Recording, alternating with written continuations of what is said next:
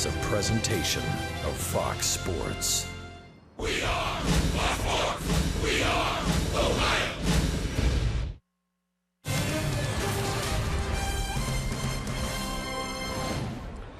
Live from the Steel City of Pittsburgh, Pennsylvania, Fox Sports Ohio brings you Cincinnati Reds baseball.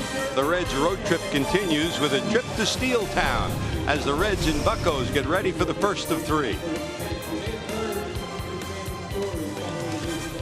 Hi, hello, and welcome to Pittsburgh, everyone. Along with the crafty left-hander Chris Welch and Jim Day, I'm George Grand. Reds continue their road trip. Pirates just wrapped up a 6-3 9-game road trip.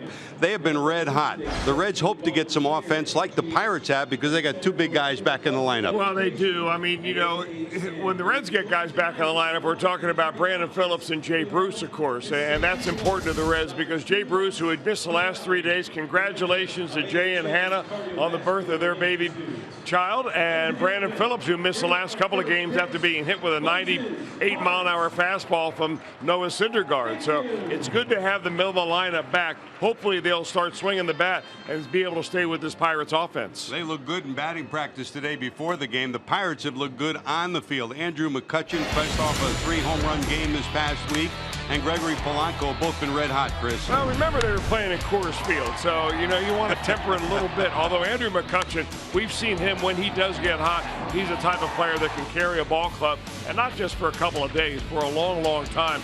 Gregory Polanco, one thing he's doing this year that we never thought he would be doing is walking a lot. I mean, he's really had a pretty good eye around the plate. The on-base percentage for the Pittsburgh Pirates is #1 in all the National League. And Polanco, this young man who they signed to a long-term deal with just a very little limited amount of time in the major leagues, he's beginning to pay off dividends right away. Pirates are the #1 team in the league offensively in terms of average. They're #1 in on-base percentage, so the gauntlet's thrown down for Dan Straley. We'll talk about the pitching matchup, talk about a whole lot more as the Reds try to keep it going against the Pirates in Pittsburgh next.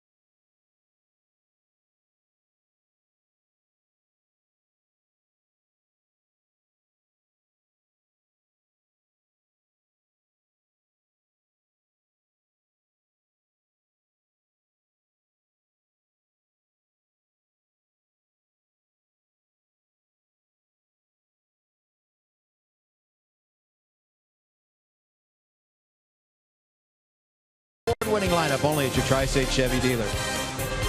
by Cincinnati USA Regional Tourism Network. Stay close to CincinnatiUSA.com. And by Skyline Chili. Feeling good? It's Skyline time. I'm Jim Day. Moments away. Pirates and Reds. Reds have certainly taken their lumps on the road this season, but perhaps a little confidence against the Pirates will help this weekend. You check out our Elk and Elk storylines tonight, and you'll see since 2014, best records versus the Pirates over that span, and your Cincinnati Reds, 25-16, better than the Nationals, Brewers, and Cardinals. For whatever reason, the Pirates have had trouble playing within the National League Central, and the Reds took 2 out of 3 during that first homestand. So hopefully, George Grant, that mojo will carry over here to Pittsburgh. Got it, JD. Let's keep it rolling. And, you know, over the last 14 games here, the Reds are 7-7 for a team that struggled on the road. The Reds this year have only one road win. That was our win in St. Louis, Chris. Other than that, it's been a rough road for the Reds and Brian Price this year. For Brian, of course, the Reds had an off day yesterday. Most everybody kind of hunkered down and slept late after getting in late from New York, and then kind of took it easy for the day. But beyond that, not much exciting. In fact, Brian Price, with the NFL draft coming up, he had the staff, the coaches together, brought him in pizza, and they had a nice time looking at the NFL draft. Day 2 of the draft today, and we'll be talk about the way that draft goes as things go. And we talk about the last couple of years and the way the Reds have played against the Pirates, and especially here. From the standpoint of Brian, we asked him, why does he think the Reds are playing better here?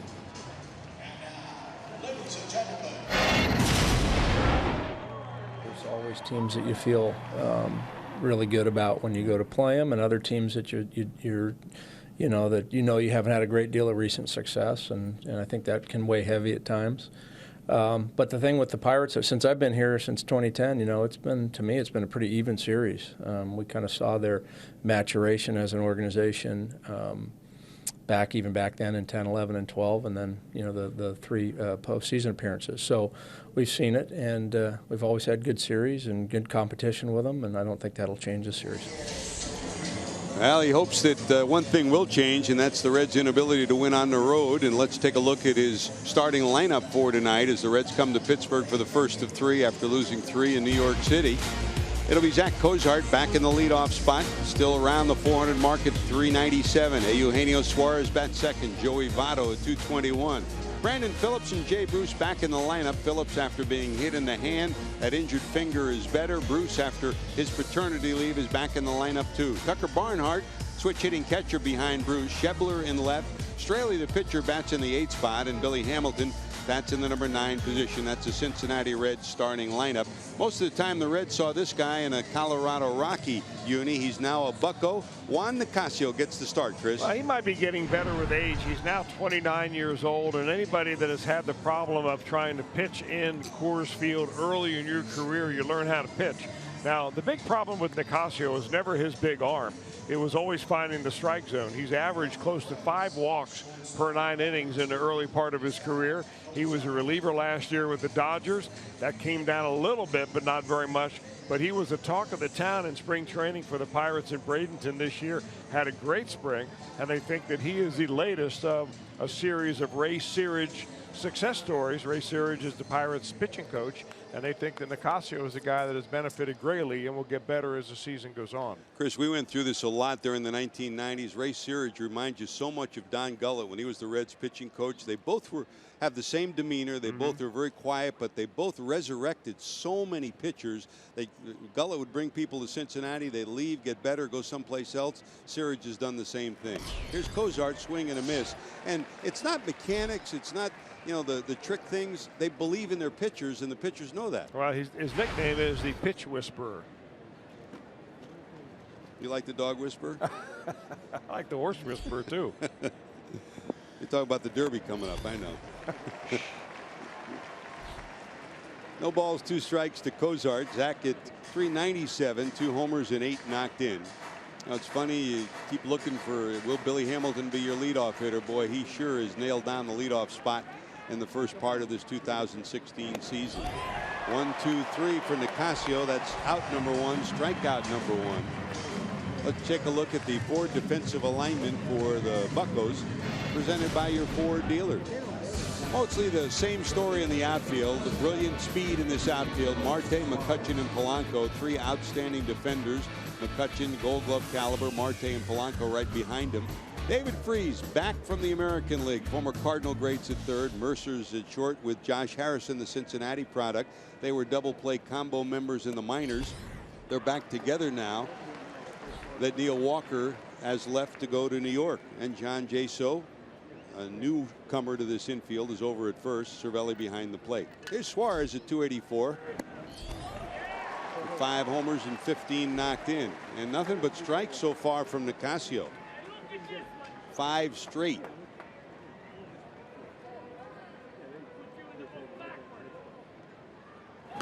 That's up high.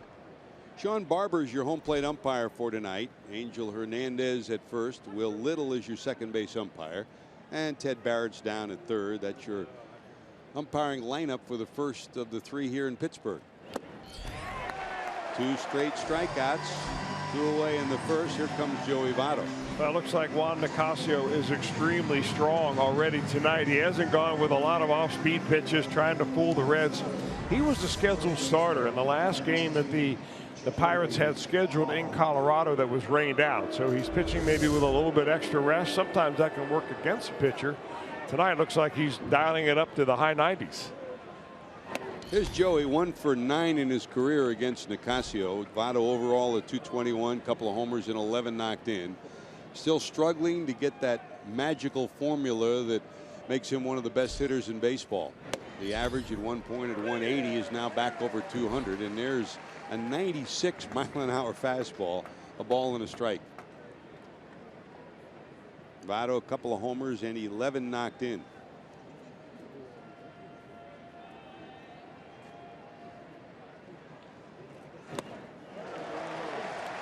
Ahead in the count again, 1 ball, 2 strikes. You see Joey's numbers here at PNC Park.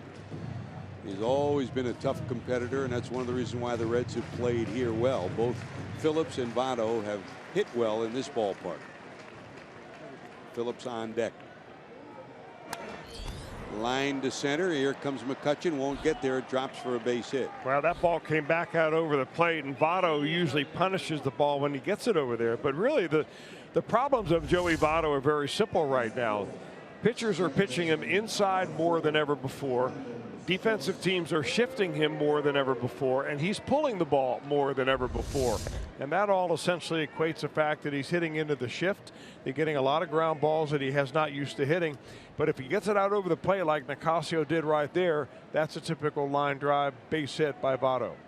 Here's Brandon Phillips. He's the one guy in the lineup that's had great success against Nicasio. 5 for 8 and a homer. Overall at 308.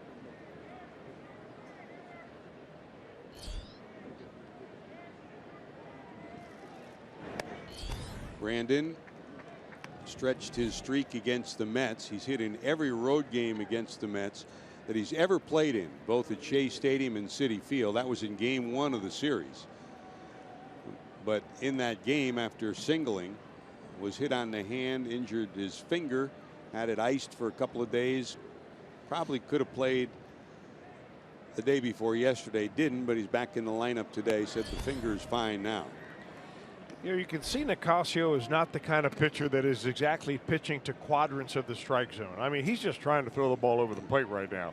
He's got a big, kind of an awkward delivery, but he delivers it with a lot of force. So sometimes that can be a little nuisance to the hitter because he doesn't know where it's going. How does the hitter know where it's going?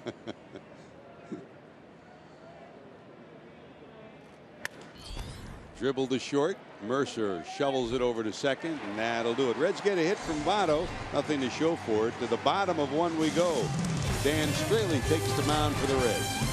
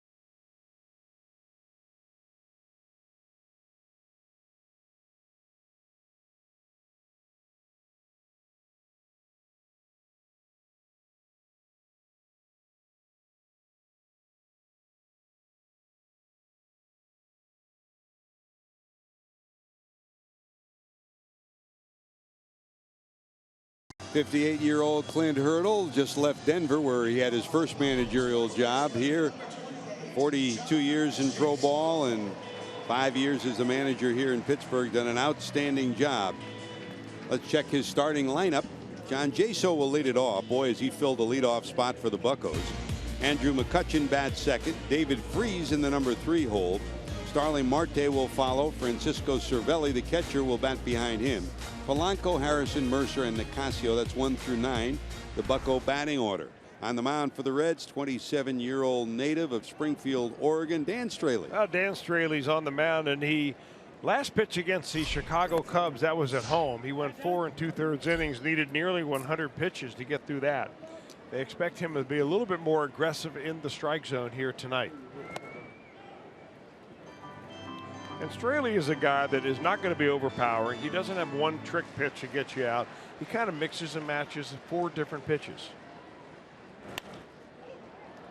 3 Hopper down to second. Phillips has it. Jaso's retired, and there's 1 away. Here's your 4th defensive alignment for the Reds. Scott Schebler will be in left. Hamilton back in center. Good to see Jay Bruce back in right field after his paternity leave. He missed the series in New York for the birth of his son Carter. He and Hannah, proud parents. Eugenio Suarez, Cozart, Phillips and Votto on the right side, and Barnhart behind the play. That's your 4 defensive alignment. Boy, is he a happy camper. Said there's nothing like it in the world. He's joined the club, Chris. We've all been there, and your life changes, but in the very best of ways. He was inside the delivery room for the birth of Carter. He and Hannah, and Hannah's mom, Marilyn's with Hannah now. And, you know, we've all been there. So what's it like? It's always tough to leave, but when your baby's first born, that's your toughest trip, isn't it? Well, he's still riding the cloud of euphoria that goes along with having a baby, and he was just kind of floating around the clubhouse. Everybody giving him congratulations. A rocket shot to short that Cozart finally handles, and there's 2 away. That's how hard that ball was hit. That he gets it, he drops it, he picks it up, and he's still able to throw out a very fleet-footed Andrew McCutchen. And McCutchen's running out of the get-go, so it's a quick effort and a good arm by the Red shortstop, and there's 2 away. Straley says thank you very much.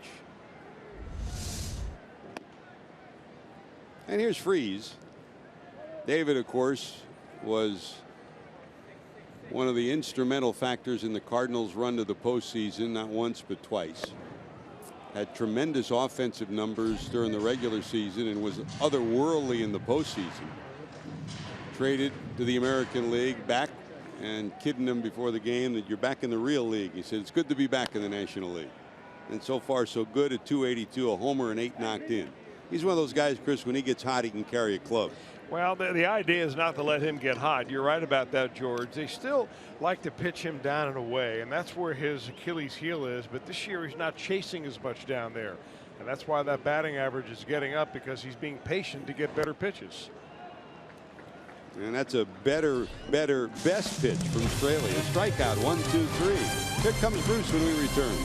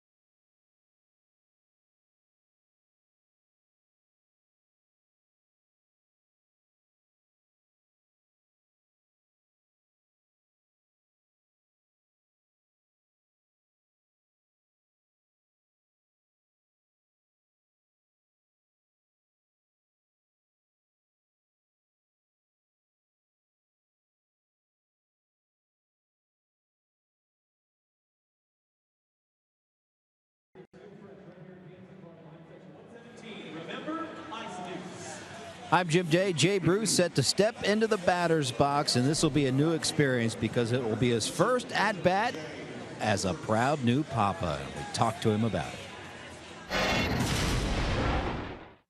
It's hard to even explain. I mean, anyone who has kids understand, obviously, but to even explain how like you feel about it all. So it's a great feeling.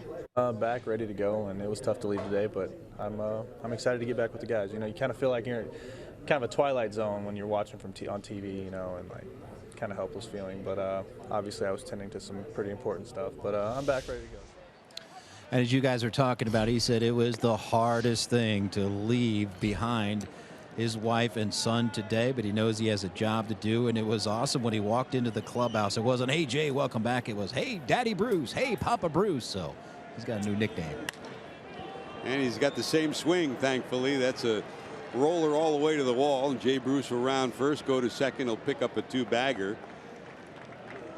It's a extra little giddy up in your step. That first came back, isn't it, Chris, after the birth of a child? Well, there's no doubt. I'm not really sure how much sleep he got, but you certainly feel the energy because everything that happened to you in your 3 days that you were gone are all good. And I think the other thing about it is sometimes it helps you just to get away from baseball a little bit.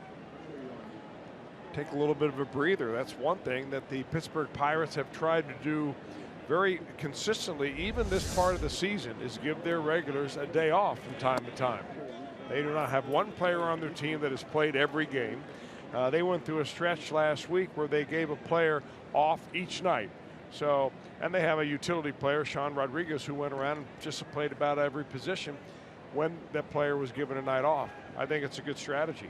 There's Tucker Barnhart at 344, no homers, 3 knocked in.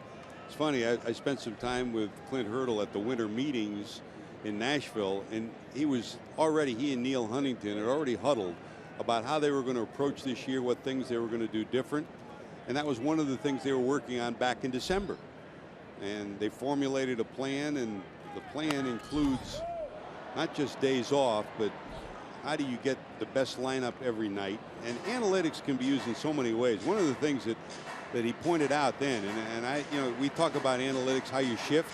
He said they did a study showing that far more often run scoring hits drop in front of outfielders than hit the alley. So their outfielders, they've instructed them, and defensively this year, they're bringing them in about 2 steps. Doesn't seem like a lot, but in run scoring situations, they're bringing them in tighter, 1, 2, or 3 steps to try to find a way to cut those down. Now, sometimes analytics work, and sometimes they don't work. Well, I know the Cardinals did that years ago, George, and they did that because Jim Edmonds was very good at charging balls and throwing runners out. But the other part of that is that if you're going to bring your outfielders in, you have your pitchers pound the bottom of the zone. So the base hits are ground balls that get through the infield. You have a chance to throw runners out at the plate.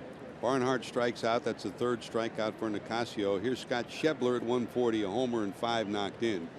Now, the old adage, you remember when Bobby Cox had Maddox, Clavin, Smoltz, Avery, Lee Brandt, that whole crew at that time, Merker.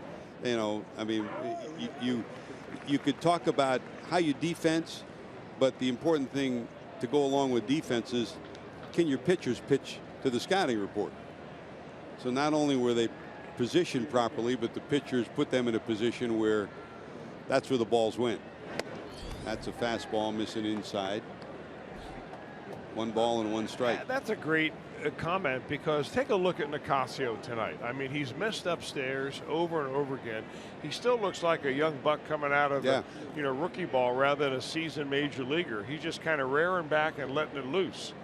He's not pitching to quadrants. He's not pitching to a scouting report. I mean, the guy who's following the scouting report is his catcher. Nicasio is essentially the guy that is supposed to execute the pitches. You might liken where Nicasio is to, where Liriano was when he came over from Minnesota, and what Ray Searage was able to do was get him to pitch down in the zone consistently, and boy, it's turned his career around. 2 balls, 1 strike. Short lead for Bruce with Mercer right behind him at second.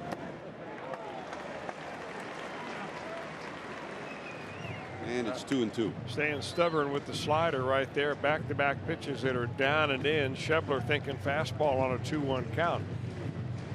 Schebler's had the reputation of being able to turn on a fastball. He did in spring training. He's off to a slow start now, but we're waiting for him to get his timing back.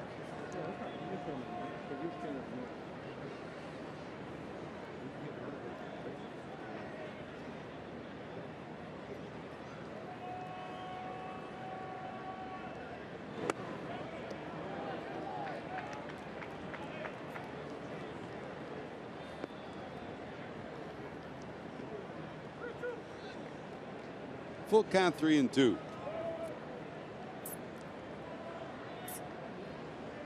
The pitcher Straley on deck.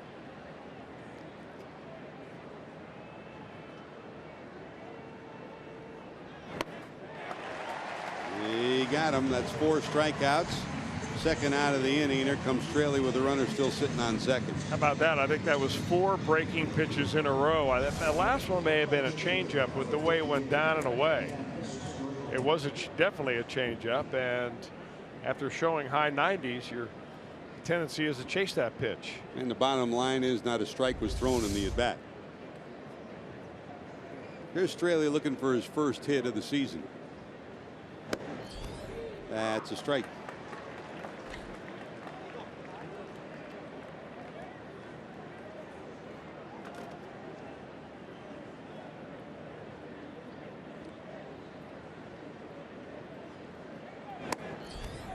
Make it 2. Reds had an off day yesterday. So did the Pirates. It was an unscheduled off day, though. They were snowed out in Denver, the final of their road trip. So they left early, got home at a decent hour last night. Still haven't decided where that game will be made up, as the Pirates do not go back to Denver.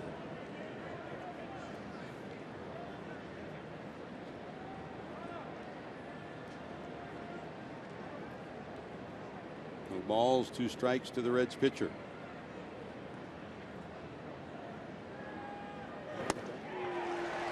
Well, it's 5 strikeouts through 2 innings for the big right-hander, Juan Nicasio. Marte, Cervelli, and Polanco duo.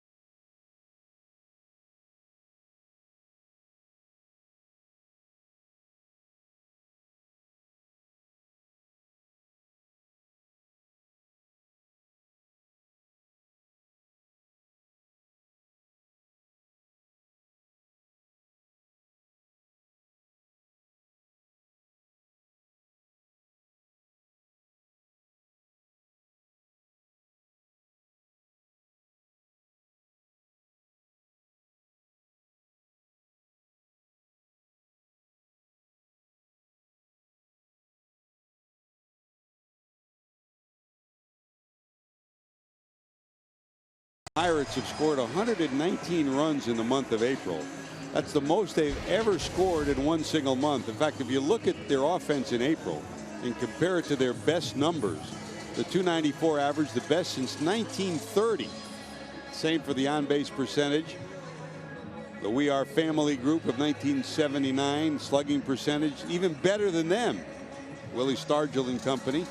And the runs per game, that 119 translates to 5.4 per game. That's the best since '82. So, Chris, they got it going. Well, they do have it going, George, and they present really quite a conundrum for pitching, because not only are they second in the league in the number of walks they've received as a team, but they are first in the league in batting average on the very first pitch they see. So, you know, if at first look, that shouldn't compute, because they shouldn't be hitting that many pitches on the first pitch, but they do. A .421 batting average as a team when they put the first pitch in play. Well, here's Marte at 326, 3 homers, 12 knocked in. I mean, just look at the lineup. Jaso 329, Freese 282, Marte 326, Cervelli 319, Polanco 329, Harrison 333, Jordy Mercer 304. And that's a great example of an 0-2 count. Two sides of it. The Reds have been burned so many times on 0-2 counts with pitches too close to the strike zone, and the Pirates on 0-2 counts are better than they've been in the last 4 years. Well, this is a brand new Starlin Marte if he starts doing this, because we've never really seen him do this. We've really never seen him adjust to the point where he's going to flip the ball into right field on 2 strikes. He was always well away no matter what the count is, and maybe this philosophy that the Pittsburgh Pirates are trying to get everybody to buy into has sunk in here to Marte. He's talking to the guy down there at first base who does it for a living, a good living. Here's Cervelli, 319, no homers, 4 knocked in. It's Francisco Cervelli t-shirt night tonight. He's become a fan favorite. And you talk about good scouting. The Reds, of course, did a lot of scouting before they opted to pick up Dan Straley at the end of spring training. Had a lot of recommendations through the organization. And it's the same thing with Cervelli. The Pirates, Neil Huntington, looked at Cervelli over 2 to 3 years as a Yankee backup and in the minor leagues. And when he became available, they plucked him, and boy, it's been money in the bank. Well, they never really knew what he could do offensively because he never got everyday playing time. So he's getting a chance to kind of get into the rhythm of what it's like to play every day, and he's really paying him off so far. On the other hand, you better pay some attention down there to Marte. He's had back-to-back seasons of 30 steals. Oh, by the way, the year before that, in 2013, he had 41. So if you give him an extra step down there, he'll take it. Short lead for Marte. And right now feels comfortable going back to first base, standing up.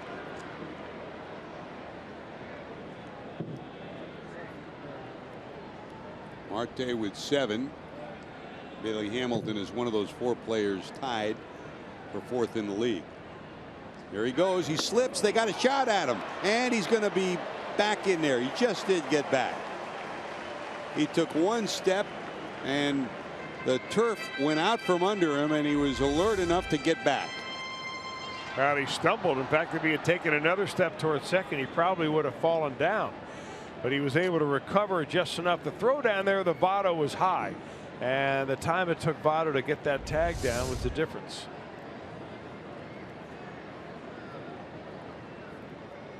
One ball, 1 strike.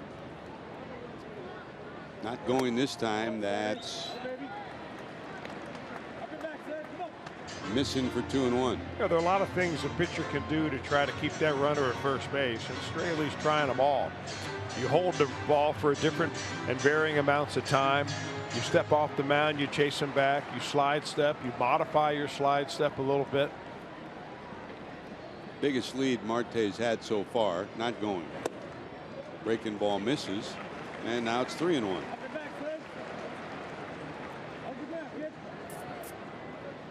Cervelli steps out, takes a look at Rick Sofield down in the third base coach's box.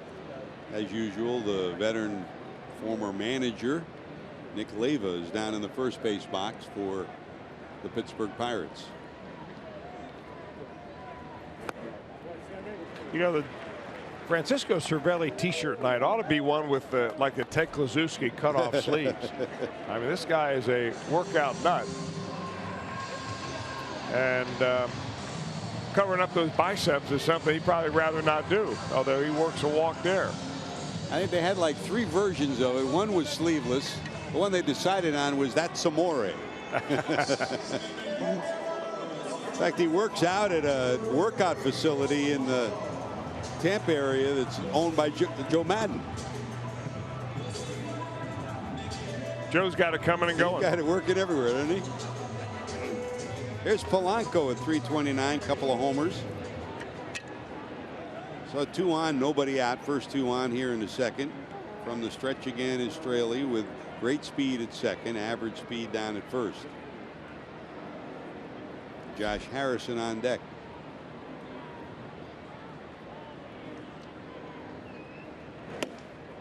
Missing inside.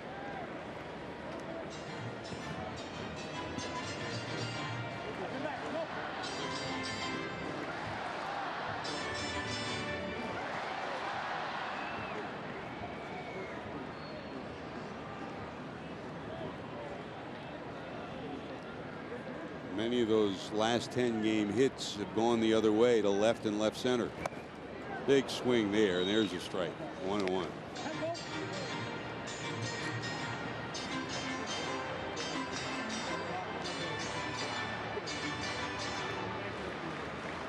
See the difference it makes, Chris. I mean, he's got a brilliant young player and he's still growing into his body and growing as a hitter. That's why the Pirates signed him a new 5-year deal this spring training. Could this be 2, 4, 6? Yes, sirree, 3. Off balance, he dribbles it to second, and Phillips turns it into a 4-6-3. That puts a runner at third, but with 2 outs. Really excellent pitch by Dan Straley right here. Breaking ball, got it down.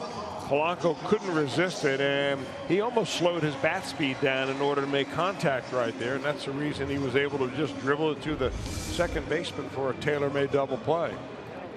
All starts with a good pitch down. That sounds like something Sammy Ellis told you a long time ago. More than once, I can tell you. But there was a couple of expletive deleteds before, wasn't it? Here's Josh at strike 1. Harrison at 333. No homers, 13 knocked in. Against the Reds, always tough at 276 coming in. He's had some big hits against his former hometown team. Wow, waves at that, and it's 0-2.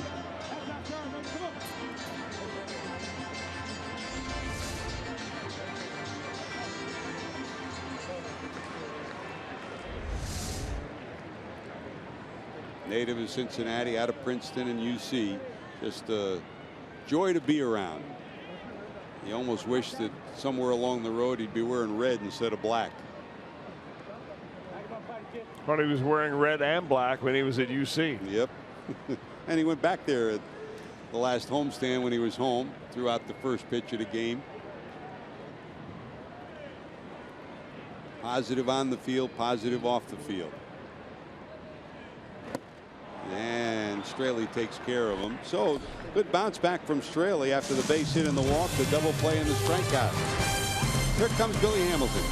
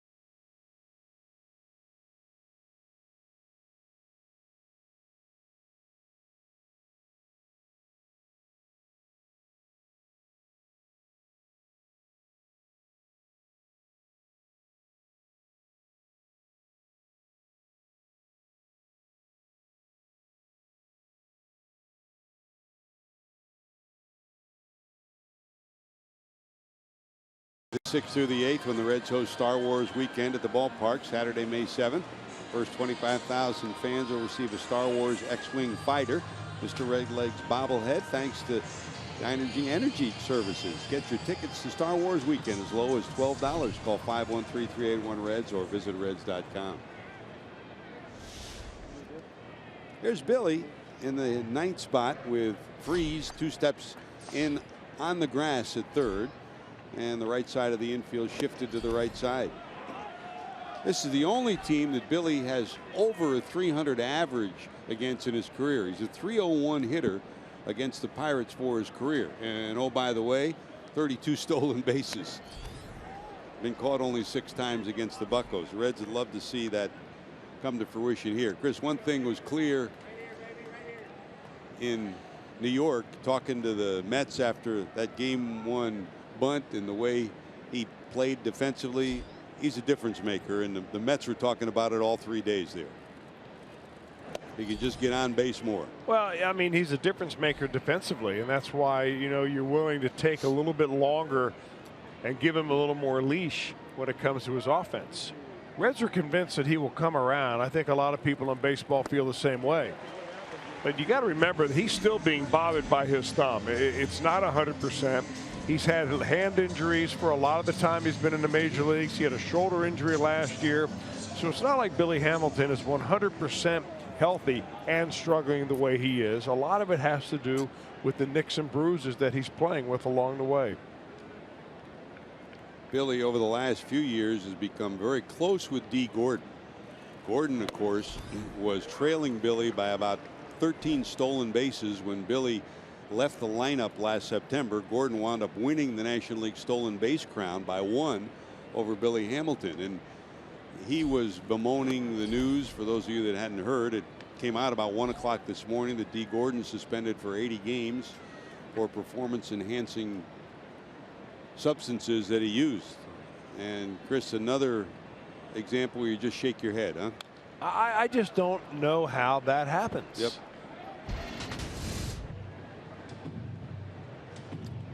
Led the National League in average, in hits, and in those stolen bases. Major League Baseball has a list of the supplements. If you want to take supplements, they've got a list of the ones that you're allowed to take.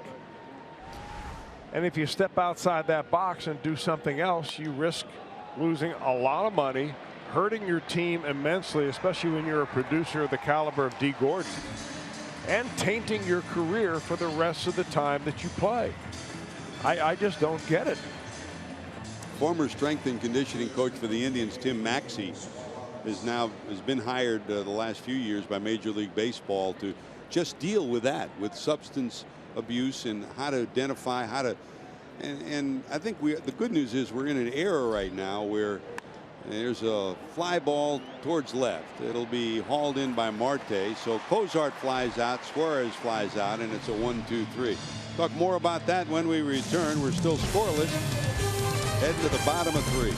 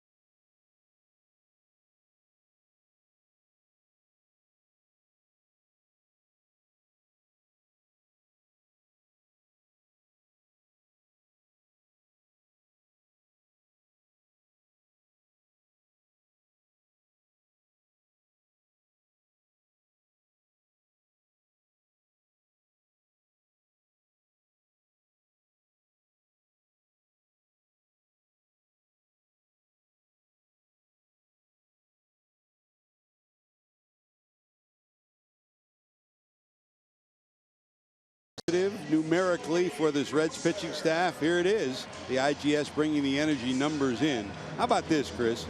Lowest opponent's batting average, minimal 2 starts. When you're ahead of Jake Arrieta, you're in pretty good company.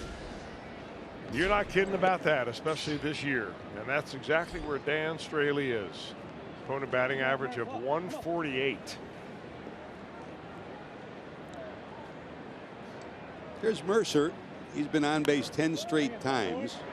And during that period has hit 400. Overall, he's at 304, a homer, 13 knocked in. You talk about what Zach Cozart gives the Reds in that solid play at short and periodically some over-the-top offense. That's what Mercer's been giving him this year. Nicasio next up and make that a bloop in front of Billy Hamilton. So that's now 11 straight games that Mercer's on, and the leadoff hitter's on for the 2nd straight inning.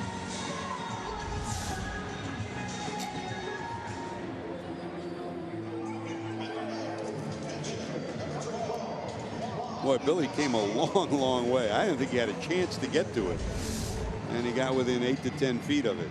So leadoff hitter on. Here's Nicasio. See if he'll be bunting. At third, Suarez is expecting him to as he inches in. It's a fair ball. They'll go to first and take the out. Sacrifice 2-4. And don't forget, follow Cincinnati Reds baseball live with the MLB.com at-bat app. Stay up to the moment at any moment with game day, live game video, highlights, StatCast news, and a whole lot more. Download MLB.com at-bat, the #1 app for live baseball on your phone and tablet. Great to have you with us. Jesse Jackson made the trip. You took the bus, Jess? From Cincinnati to Pittsburgh. Jesse's here, or the world is right, at our booth. Probably driving the bus. See, you should have had the John Madden bus for him. When John retired, we should have got it for Jesse. Here's the leadoff hitter. John Jaso bounced the second first time up. Josh Hall, our producer, with us down in the truck. Brian Hunterman here. Kevin Pennewitt is in for Ziggy, who's back home. He's taking care of things with the guys back in the studio. Matt Sigafus with Kent Dreamweaver off for this series. We'll be checking in with Jeff Pecoro and Brian Giesenthal a little bit later on, and Jim Miller dialing up some graphics for you. Great to have you with us. The first of 3 is Dan Straley trying to get the Reds righted. The Reds on the season 8-5 at home, but only 1-8 on the road. Scoring position is Mercer at second.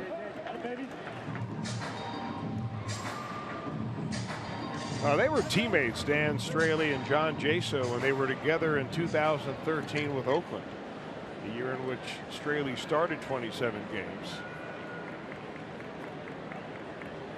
And Jaso hit .271. Loop to the left side and out of play. Straley missed a lot of time last year. The second time he came down and he played with the Tampa Bay Rays, it was on opening day. He walked in his first at bat, and then when he stole second base, he jammed his hand, and he missed about 3 months on the disabled list.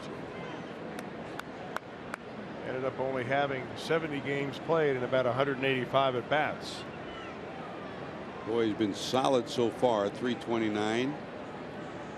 And great on-base percentage. Well, you talk about that year when Straley had 27 starts. That led all rookies in starts in the American League. And when you look at his career, he's had 6 different years where he's had 25 or more starts. That's pretty impressive.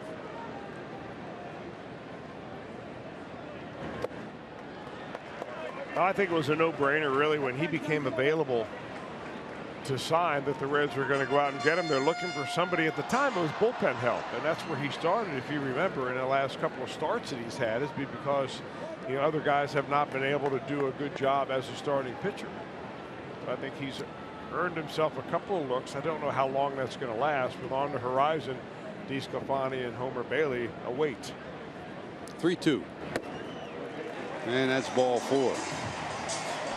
Second walk issued by Straley. And Chris, you say it often, this is a game of opportunity.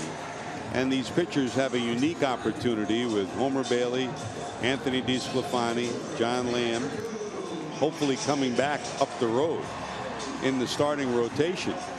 And Stevenson may be part of that package too as the year progresses. I mean, he's certainly shown that he belongs up here. Well, he's the only pitcher so far that have gone 7 innings. Sure. So, I mean, this is your chance. If you don't show it now, the opportunity is not going to be there later this year.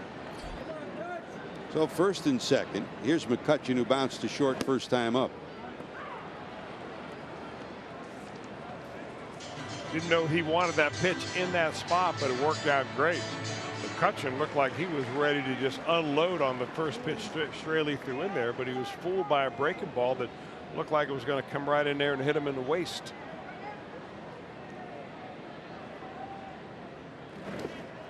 Good smother job by Barnhart. McCutchen last 3 games 6 for 16 at 375. That came after, for the 4th time in his career, a 4 strikeout game on the road trip. And you almost had a feeling after that, when he went back to the dugout after his 4th strikeout, that somebody was going to pay. And the Colorado Rockies did. 6 for 16 after that. Homered 3 times Tuesday in Colorado, his 2nd career 3 home run game. Bonafide all-star. Down the right field line, curving out of play. You know, McCutchen is good for anywhere between 23 and say 30 home runs a year. This is a big ballpark. It is not a hitter-friendly ballpark at all. It's got some of the deepest alleys in all of National League. Left center field is 410, 399 to dead center, and the ball really doesn't carry well. You just wonder what kind of damage he would do if he could every half of his swings were at mile-high altitude. Remember, he's a right-handed hitter too, trying to hit that notch at 410 in right center field. Straley to the stretch. Here's the 1-2. You know, Chris, funny you mention that, because we were in New York. I talked to Neil Walker, and he's hitting much better this year from the right side. The switch hitter. In fact, when he was here, they talked about him abandoning hitting from the right side, only hitting from the left side. He said, I'll be honest with you, I did make some adjustments. I don't have a leg kick anymore from the right side, but I tell you, I don't have to worry about 410 in right center field anymore. So he's basically trying to hit line drives. It gets in your head as a right-handed hitter. And Walker's off to a tremendous start. It worked out great for the Pirates with Harrison taking over. What a month he had from the home run ball. 9 home runs in the month of April for Neil Walker. And the guy they let go, Murphy's done well in Washington too. So it's a musical chairs move that paid off well for Harrison, well for Walker, well for Murphy. That's a big outfield, Chris. You need speed, you need guys who can play the outfield, and you need arms.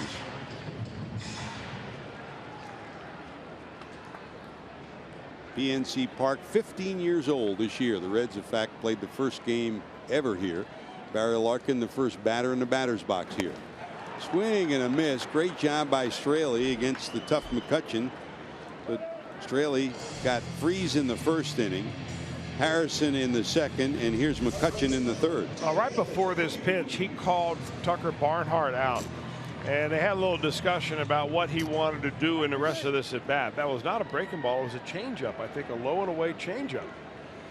And he just had McCutchen reading fastball way out in front. That is a huge strikeout. Really good pitch. Set up nicely by the inside fastball the pitch before.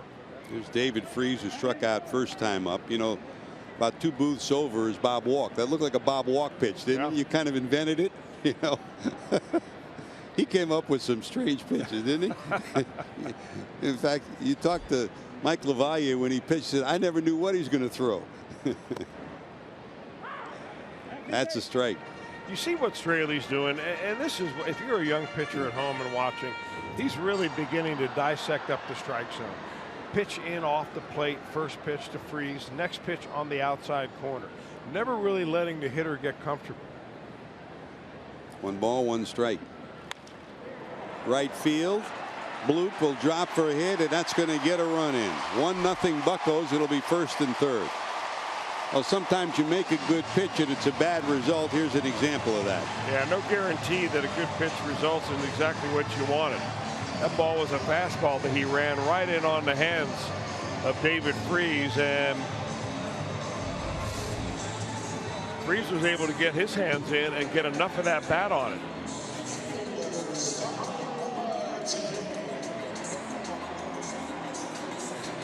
So Freese is on at first. Jaso all the way to third. And here's Marte, who singled to right first time up on an 0-2 pitch. You know, as a pitcher, sometimes you have to shake it off, just like hitters do when they hit a line drive right at somebody, or a fielder grabs a ball and steals a home run away from them, and they've got to shake it off, say, well, I did the best I could by hitting it hard. Pitcher the same way. When you get victimized by an error or a bad break like Straley just had, you got to not worry about what happened, but worry about the guy in the batter's box.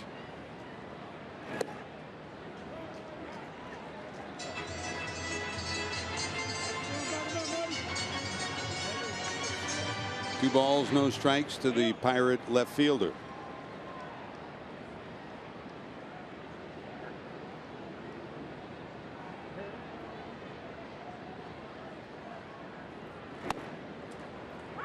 That's a strike, says the home plate umpire, Sean Barber.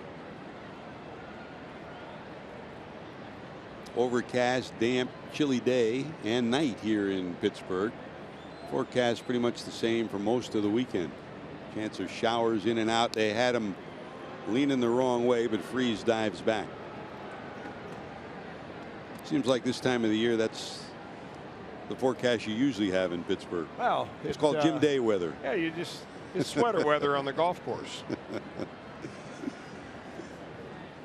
And by the way, I like the sweater you picked up yesterday. It's pretty sharp.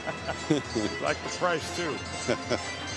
Price comes first, looks come second. I've been told that before. I'm trying to shed that reputation. It's a hard thing to do. Old habits are hard to change. Hit hard, smothered. Can he get the out? Yes. Suarez, great stop, saved a run. And the final out of the inning. Marte hit it right on the button, but Eugenio Suarez turns it into a 5-4 fielder's choice. A dandy from the Reds' third baseman.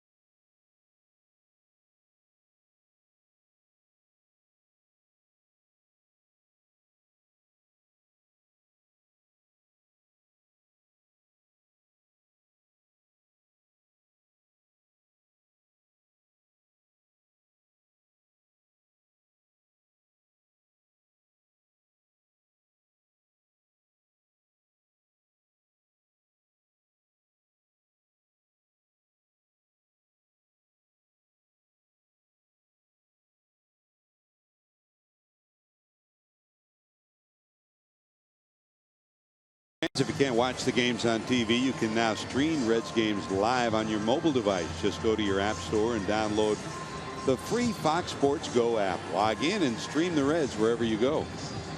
Jesse Jackson, you got that, don't you? You watching? You watch all the games on the road? That's what I thought. Here's Joey Votto, single first time up to lead it off here in the fourth. No runs, 2 hits for the Reds, a run, 3 hits for the Buccos. Moderate shift in the infield with the third baseman Freeze almost halfway between third and second. The outfield pulled towards the line and left, and then over and right as you see Polanco plays him almost straight away.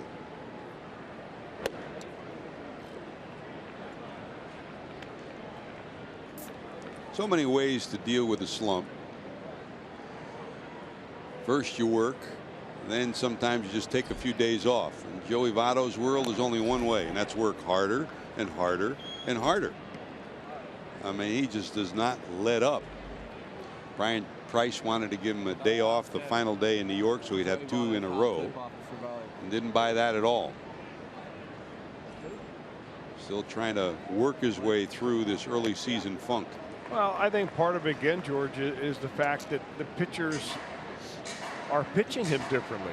And a guy like Votto, you have to remember that his ceilings are higher than other players, but his floors are higher also. So when he goes into a slump, he's hitting more like an average second baseman rather than Joey Votto. He's not going. But this year, in the month of April, he has had a very bad month by Votto standards. And I think a lot of it is because pitchers are simply pitching him much more inside this year, and he's hitting the ball into right field and into the shift more than he ever has. And now with 2 strikes, full count, they completely overshift to the right side against him. Here's the 3-2. Ball 4. He'll take a free pass. Lead off hitter on for the Reds for Nicasio. That is walk number 1. Now that said, that pitch that Nicasio tried to throw to Joey Votto, the last one on the inner part of the plate to a left-hander, that is a very difficult, that is the #1 hardest spot for a pitcher to throw a ball if you're right-handed, is to your glove side against a left-hander.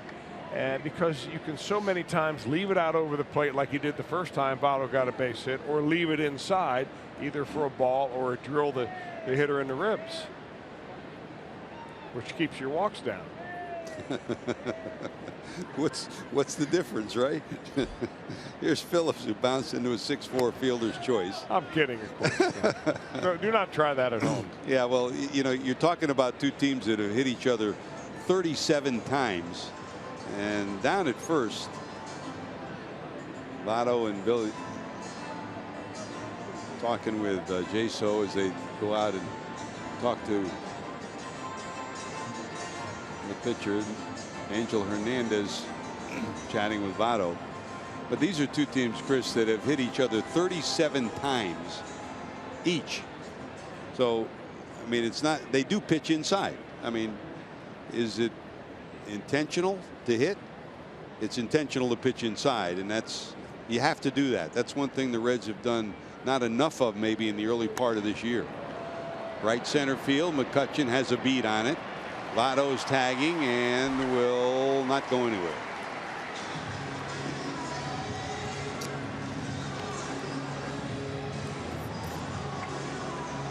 Now, you say it so often, this is a game of adjustments, and from Joey Votto's standpoint, I mean, everybody has to adjust to the shifts. And I think people, after a while, the more base hits Joey got to left and left center field with balls are out over the plate. I mean, you talk about analytics. Analytics means not just when the season's going. You sit there all off season and think, how do we beat Joey Votto? And that means don't put the ball out over the plate where he can line it to left and left center. So, I mean, great hitter for the Reds, Sean Casey. When the Cardinals were getting burned by Casey, Casey had a .340 career average against the Cardinals. So what did Dave Duncan do? He pounded them down and in, down and in. It was almost impossible for Casey to hit the ball to left field against the Cardinals. And his career average went from .340 down to .220. You got to find a way to adjust. Of course, Dave Duncan, one of the brightest pitching coaches ever. Well, no, and he had a pitching staff that could execute that. That's the other part of it.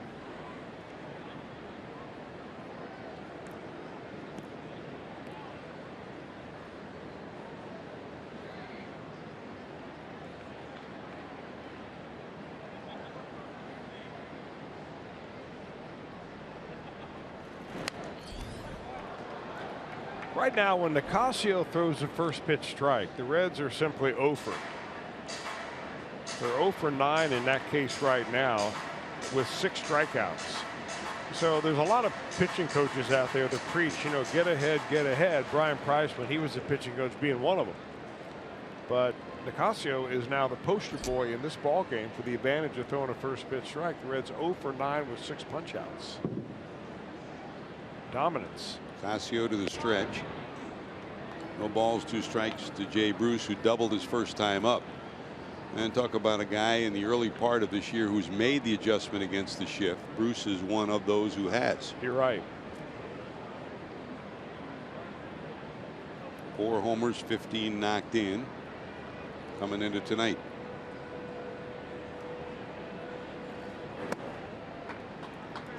That is an excellent pitch right there to lay off of for Jay Bruce. Take a look at where Jay Bruce has hit his safety so far this year. He sprayed them all around. I mean, there was a time when Jay Bruce was primarily right field and center field, but he's got 5 hits to left this year. That still has not stopped teams from putting the shift on, however.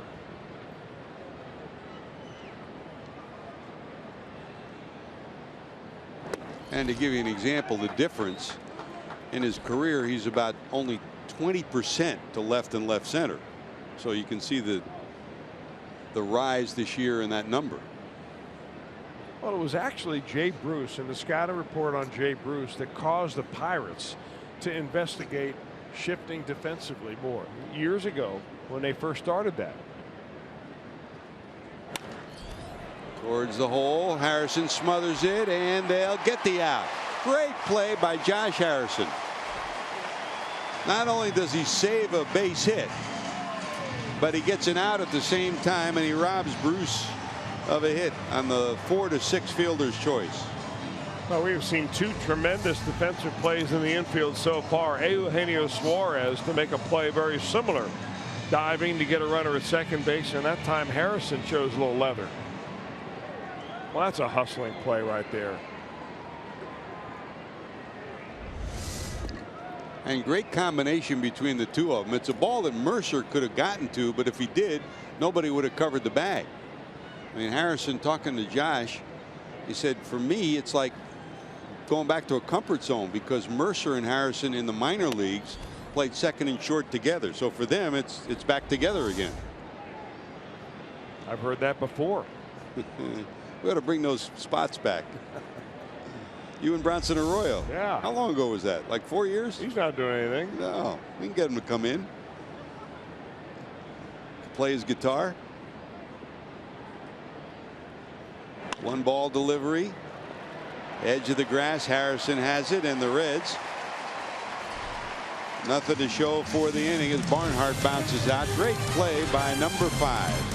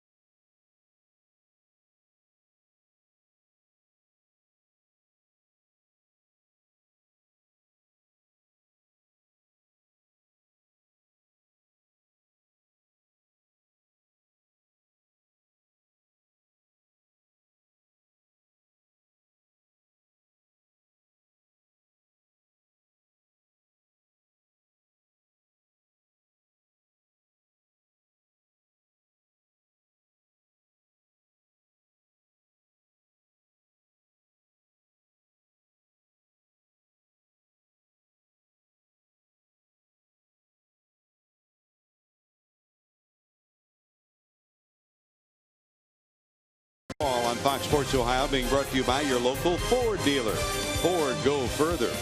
And by Cincinnati Children's, ranking 3rd in the country on United States News Best Children's Hospital.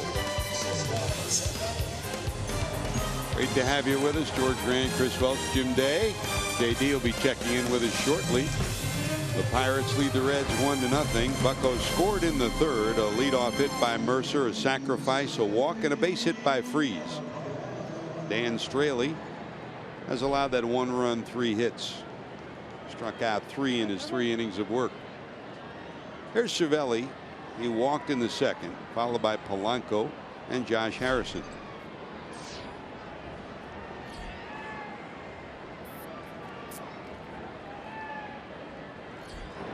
When you're a backup catcher, you can look good. You play once a week, and people say this guy maybe can do it, maybe he can't. And that's where Cervelli was as a Yankee. It seemed like every time he'd be on the threshold of doing something, he'd have an injury. I mean, it wasn't like normal injuries. It was broken hands and hit by pitches and collisions, so on and so forth. Tony Pena, the longtime Pirate catcher, of course, was a coach with the Yankees. And I remember when he was in the minor leagues, Pena then was saying this guy's going to be a solid leader and a star at the major league level when he was coming up. And he proved to be prophetic for his former team, the Pirates, because that's what Cervelli has become.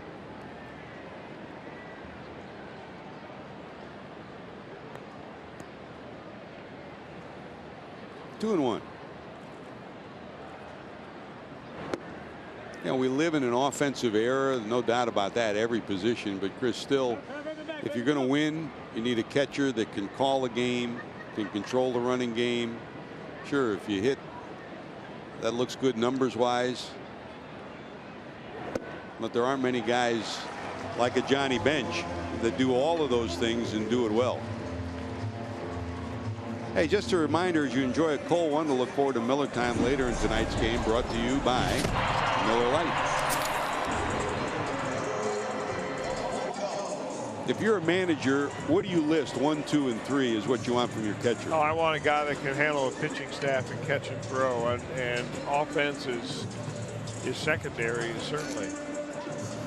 I mean, I'm not so sure we live in an offensive world anymore. In fact, it's become the year of the pitcher every year, it seems like, for the last 4 or 5 years. Pitchers are throwing harder than ever before. Batting averages are down. Strikeouts are way up. I want a guy that can handle that. Here's Polanco, bounced into double play, first time up, shows bunt. The other part of it is you want a catcher that can execute your game plan. You've talked about the scouting reports, how specific they are and detailed compared to what they used to be. And if you're going to take the time to develop those reports and pay scouts and put them all together, you ought to have a catcher that can, you know, carry them out. The Reds feel like they have a couple there, and obviously Devin Mesoraco and Tucker Barnhart. No, there's two sides to it. The organization can anoint somebody as their catcher and their leader behind the plate, and sometimes they do it based on offense more than anything else. But the pitching staff knows who they want to throw to. Yeah. So you ask yourself, all right, you know, what is the balance between the catcher offense and the catcher defense? And the Pirates are in a great example of a team that decided to go completely with defense a few years ago.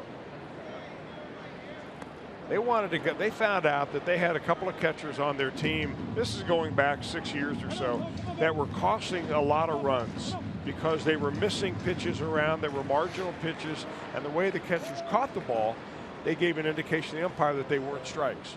They weren't good framers. So they went out and they got Russell Martin. Russell Martin the year before had hit about 200, and they signed him to a multi-year deal, and he turned out to be the best pitch framer that he was available on the market, and he completely turned the pitching staff around. Plus, he was a leader in the clubhouse. And he rejuvenated his career, went on to sign another huge contract before he left as a free agent. But I think they feel the same way about Cervelli. They knew what he could do defensively. What he's giving them offensively now is just a big boost. 1 ball, 2 strikes. Cervelli off first. Polanco digs in. From the stretch is Straley. Caught, double play. Woo! Right place, right time. Because he's holding the runner, He's close to the bag, and Votto gloves it, taps the bag, and that erases the runner. If he's not, it's down in the corner. It might have even produced a run. As it is, it's a line drive double play, and Polanco's hit into 2 of them today.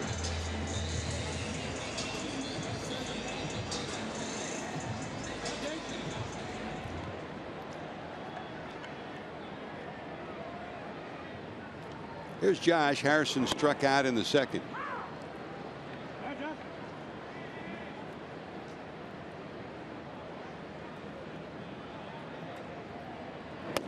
Now, the other part of the leadership quotient, Chris, is critical. I mean, you don't need necessarily one leader on a ball club. Sometimes it's 3 or 4 guys that lead in different ways. And that can be evolving. You know, and from a Pirate standpoint, you know, from a Red standpoint, Joey Votto leads by the way he hits. He leads by what he does on the field. You know, Scott Rowland led emotionally. You don't have to lead being a cheerleader or lead by talking things up. Sometimes you do it in different ways. When the Pirates let Neil Walker go, fly ball right field, going back, looking up, it's heading out of here.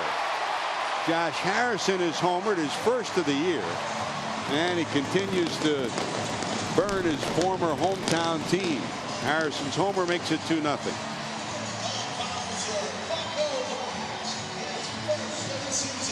When the Pirates let Neil Walker go, they knew that number 5 could take over second base. Well, they had already signed Josh Harrison to a multi-year deal. They knew that he had to play somewhere every day. That's why they let Walker go as a free agent. Actually, they ended up trading him. But boy, he's showing some power going oppage. Boy, this guy's got a knack for hurting his hometown team, doesn't he? He's got a knack for affecting the game, period.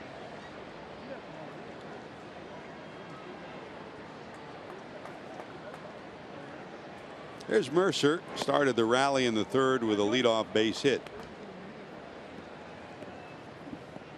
Boy, don't you think that double play means something now?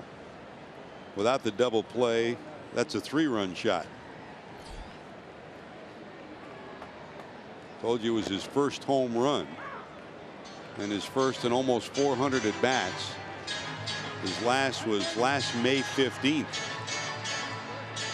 379 at bats since his last round tripper.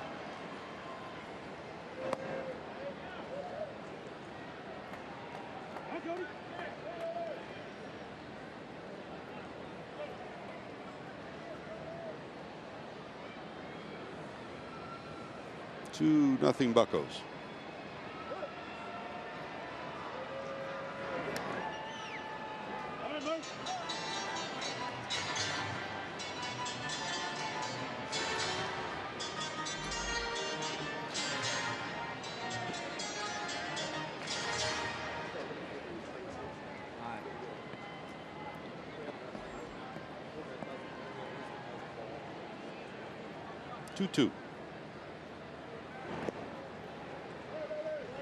Even though the Reds have struggled the last couple of years, they've played the Pirates tough. 7-7 the last 14. And over the last 2 years overall, they've won 25 of the 39 games between these two teams, in spite of the way that guy's played against the Reds. Cozart. And that'll do it. But the home run by Josh Harrison gives the Buccos a 2-0 lead.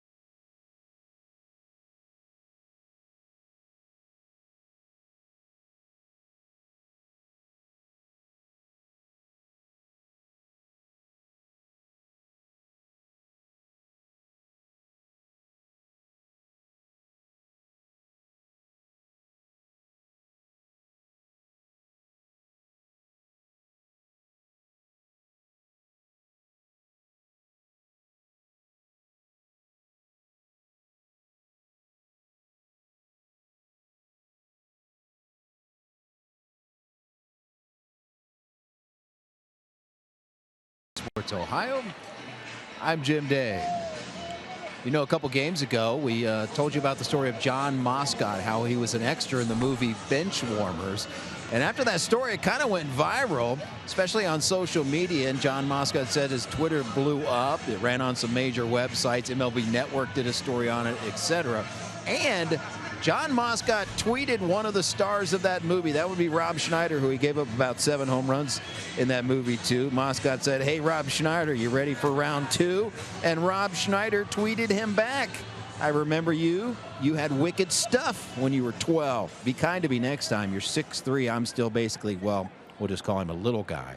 But Rob Schneider tweeting him back, and the story kind of went around the country. Now a lot more people know about Johnny Moscott. Well, way to go, Jim Day. I mean, you figure in that story, somehow you're the one that kind of reintroduced it to the social media world. Told you, JD, when you go out to L.A., we got to get you into Hollywood. I'm for it. They pay well, from what I hear. See, you could be like Michael Strahan, right? You could still do our games, but then be in Hollywood and do movies, too. Good job by Schebler. Great hustle. And he'll be on. Scott Schebler dribbles one to the right side. And is Harrison okay? He tumbles as he tried to track that down. He's getting up very slowly, and he appears to be all right. That's the kind of speed that Schebler has. He puts it to good use here. Well, he's got good speed, no doubt. He swings hard, hits it easy, and the ball's right on the line. And it didn't look like it was going to stay foul. Wasn't going to roll foul. It was going to stay fair. So Nicasio picks it up in a desperate throw, and not even close. Interesting, though, if you take another look at that and where Schebler was running down the line, if he was not in the runner's lane on the foul side of the first baseline in that 45-foot area closest to first base, and Nicasio hit him with that throw to first base, he would have been called out. Straley's showing bunt, fouls it off. We've seen a play earlier this year with the end. Now, where's Schebler running? He's got 1 foot on the line, and that would make him pretty close to being legal there. You're allowed to come back out of that box, that running lane, when you get at first base. Hey, if I'm a pitcher and somebody steps out of that lane, I drill you in the back. Why not? Who are you, Rob Dibble? Was that Doug DeCenzo, right? Never forget that one. Here's a bunt to sacrifice. Dibs. I think DeCenzo's still got a welt on his back. Reds fans will never forget that one. Successful sacrifice runner to second. But the other part of that play, Chris, you've been there so many times. You pick up the ball, you could see it squirting out of Nicasio's hand. He doesn't have a good grip on it. Well, he wasn't sure whether he should pick it up first. And when he did, he was off balance. And when he did, he wasn't in position to throw. So no harm, no foul either way. Good bunt by Straley. All right, here's Billy, who struck out first time up. One of 6 strikeouts for Nicasio. Reds have a runner scoring position at second. Great speed. Billy showing bunt. Strike 1. As usual, Billy Hatcher down in the third base coach's box for the Reds. And Freddie Benavides manning the first base box for Cincinnati.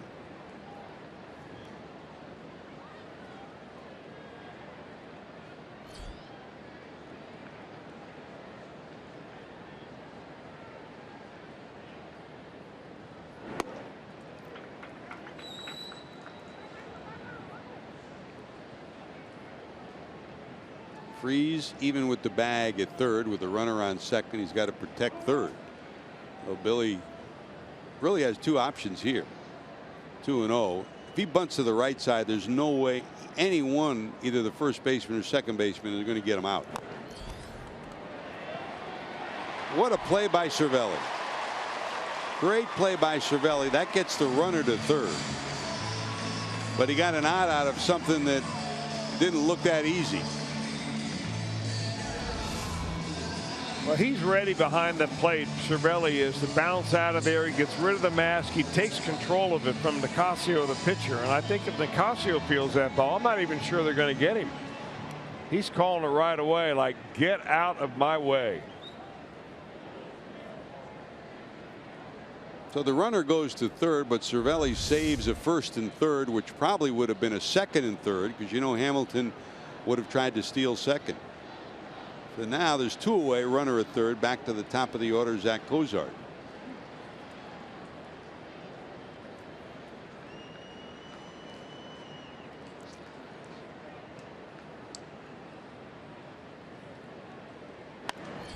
Loop to the right side and out of play. I want to see. They will credit Hamilton with a sacrifice on that play. Our Steel Power Tool performers. Tonight's Steel Power Tour performer, highest road average. Zach's on that list, Chris, at 481. Overall comes in at 397. Pretty good company. You saw Dexter Fowler, who's been otherworldly this year so far, huh? It's a good list to be on, especially when you're coming back from an injury like Zach Cozart. Yeah, I want to get back to that at bat with Billy Hamilton. I want to see Billy Hamilton bunt as much as any Reds fan out there. But I don't really think that's a good situation to do that. When you've got one out and a man at second base, a base hit into the outfield's got a chance to score the run. Schebler's got some speed out there, and you're 2 runs down. You want to bunt in a situation where it makes a little more sense, with nobody on base, for instance. And moving the guy over to third base with a ground ball really doesn't. To have 2 outs in that situation, that doesn't do the trick. So I think maybe somebody ought to talk to Billy about the situations where a bunt makes more sense than it doesn't make sense. You swing away right there, you get a base hit, and it changes the ball game. You lay it down a bunt, and all it does is get you at first base. Does not drive the run in. 2 balls, 1 strike. It's a strike on the inside corner, 2-2. Cozart struck out first time up, flied to center second time up. Probably the first time in a month that Zach Cozart hasn't had a hit in one of his first 2 times at the plate. They gave him a little bit on the off the corner that time.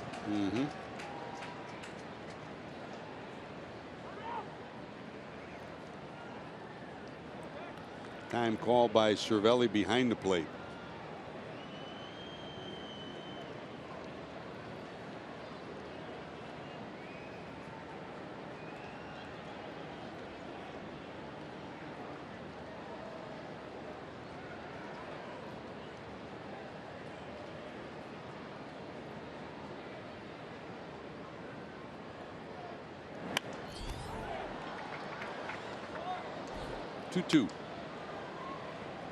Casio now 29. He signed as a 19-year-old back in 2006 out of the Dominican Republic. Made his way through the Colorado organization, primarily a starter through the minor leagues and most of his major league career. Spent last year with the Dodgers exclusively out of the bullpen most of the year. Had a couple of spot starts. Here's the 2-2.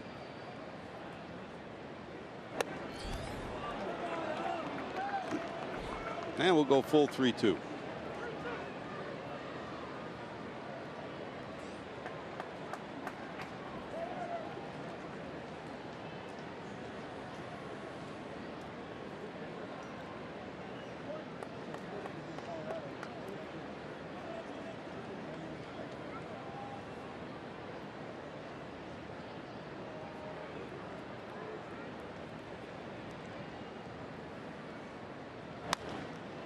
Down to third. Freeze has it. And the Reds will strand a base runner. They've stranded 4 through 5 and still trail it 2-0.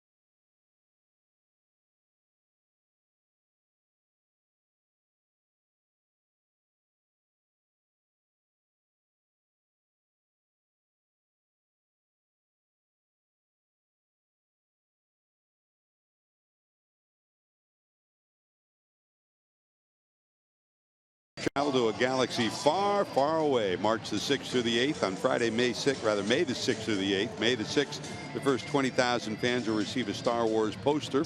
Plus, stick around for a post-game fireworks show. Catch all the Star Wars and Reds action for as low as $12. For tickets, call 513-381-REDS or visit reds.com.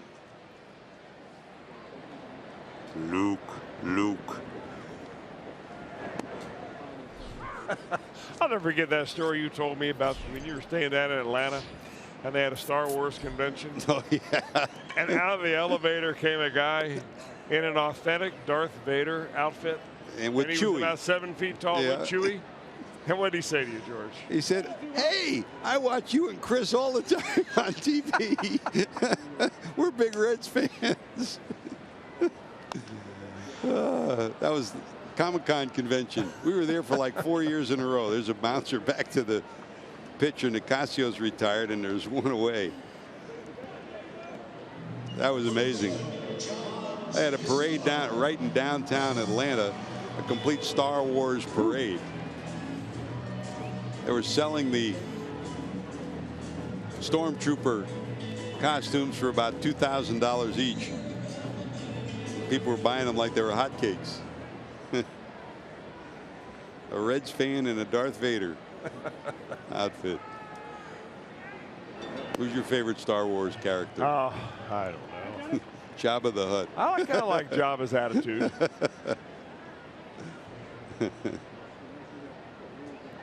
There's Jaso, bounced out and walked. You saw the new Star Wars, of course, right? Yeah. Pretty good. They did a great job. Sure was, yeah. Even those that didn't grow up with Star Wars entertained by it and got the idea of it.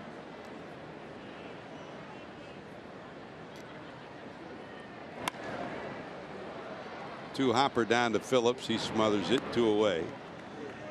Dan Straley working into the 5th here. Had a 1-2-3 first, gave up a base hit and a walk, but got a double play in the 2nd.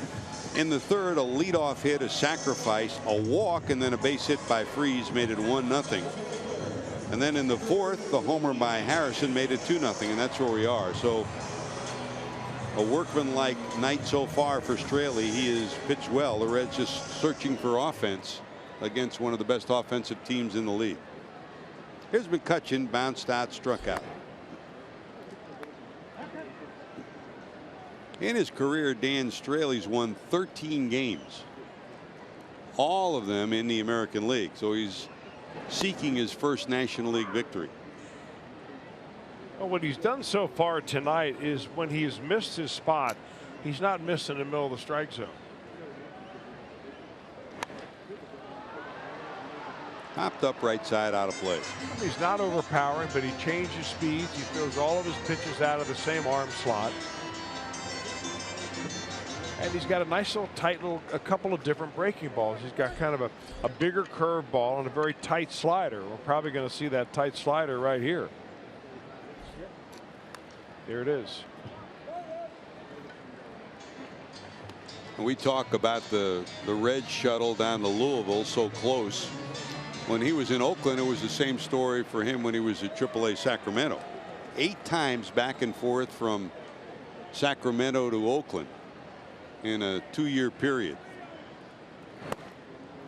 Wow, he takes quick work of McCutchen. A 1-2-3 5th, his second 1-2-3 inning. Can the Reds do some business? Suarez will lead it off in the 6th.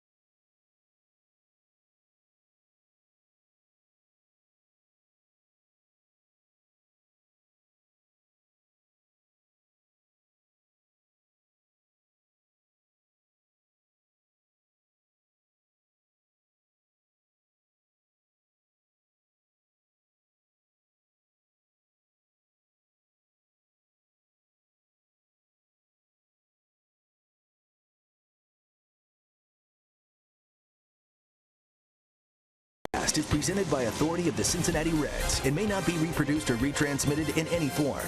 And the accounts and descriptions of this game may not be disseminated without the express written consent of the Cincinnati Reds. Hey, tomorrow's game of the week on FS1 highlights Buster Posey and the Giants versus Jacob deGrom and the Red Hot Mets. It all starts at 3:30 Eastern on FS1, or watch it live on Fox Sports Go. We talk about Jay Bruce and his brand new baby Carter. Nice to see Jacob deGrom in New York, and he's just bursting over the birth of his new baby too. They had some health issues initially, but he's back pitching well, and the Mets are glad to see him back. The rest of the National League not so happy. He's got to be much relieved. Oh yeah, boy.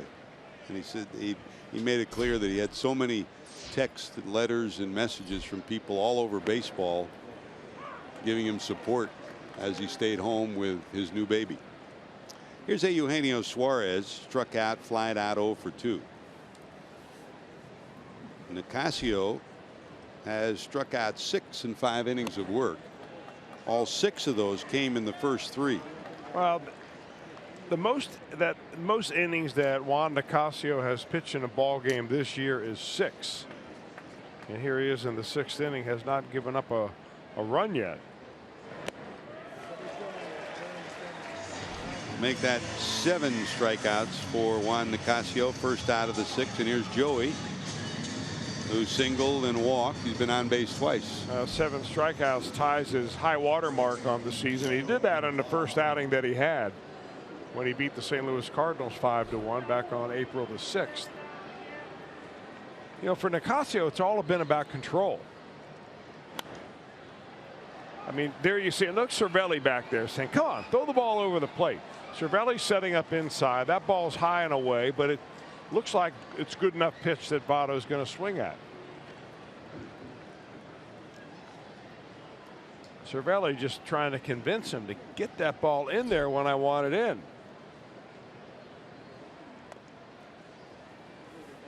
In this somewhat cannibalistic National League Central, where you got the Cubs, the Cardinals, and the Pirates, you beat up on each other, and then you hope that somebody else can help you. After the Reds leave town, the Cubs come to town, and once the Reds leave here, they'll hope that the Pirates can maybe beat up on the Cubs a little bit. They play them twice in the span of 10 days, and the Cardinals included in that too. So, well, they play the Cubs right after the Reds leave town. They're going to host the Chicago Cubs here. The Reds are hoping that they maybe a little bit of looking ahead on the Pirates' part.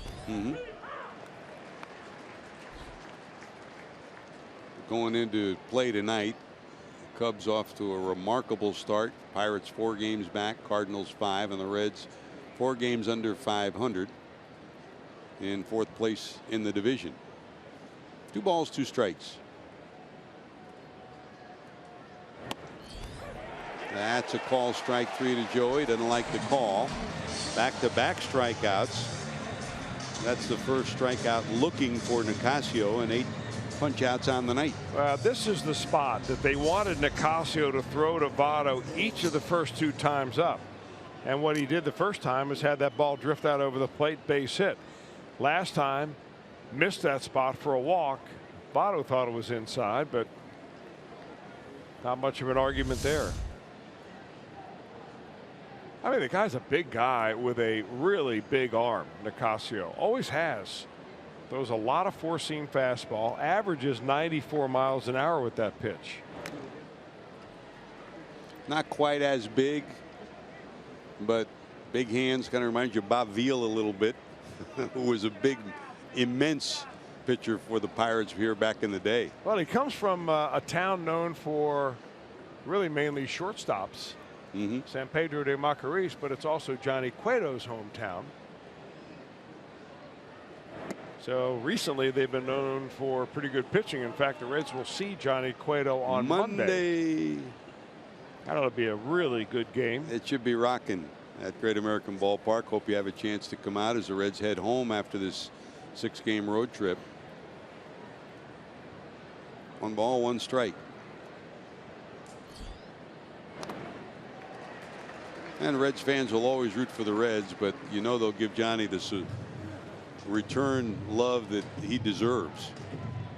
It was great to see him. Chris, I mean, you and I were so fortunate because we watched him when Johnny Almaraz first signed him, saw him in the minor leagues that first year, and then watched his development over the years, not just as a pitcher, but as a man, as a person, to watch his family grow and watch him mature. It was great to see him do so well. Bouncer down to second. Harrison has it. The Reds 2 strikeouts and a ground out. 1, 2, 3 in the 6th. They trail 2-0. David Freese, Marte, and Cervelli due up.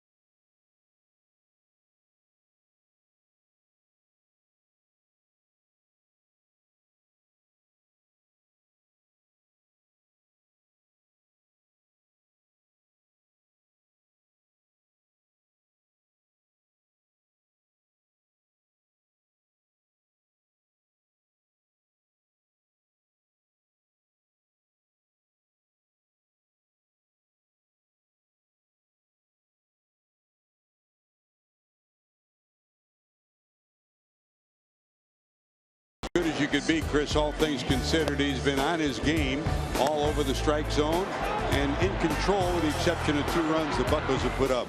4 strikeouts. He gave up a solo home run. No shame to that. The one other run that he gave up in the 3rd inning, he pitched out of some trouble. So he's given the Reds a chance to stay in the ball game. Right now they've got to figure out a way to get on top of Juan Nicasio.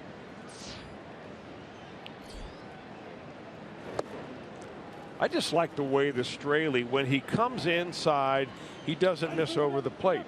Perfect example on that last pitch. It's fastball in, slider away, fastball in. There's a slider. I mean, he and Barnhart are working very well here tonight.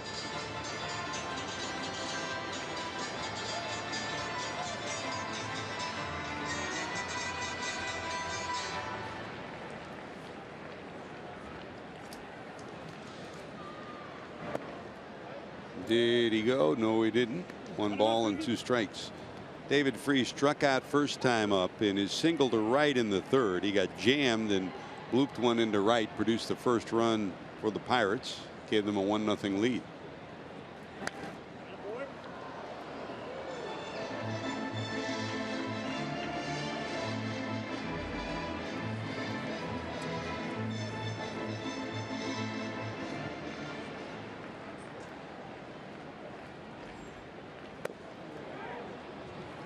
He got him again. 2nd strikeout for Straley against Freese. 5th strikeout of the night, 1 away. And here comes Marte. Single the lead off the 2nd and bounced into a fielder's choice in the 3rd.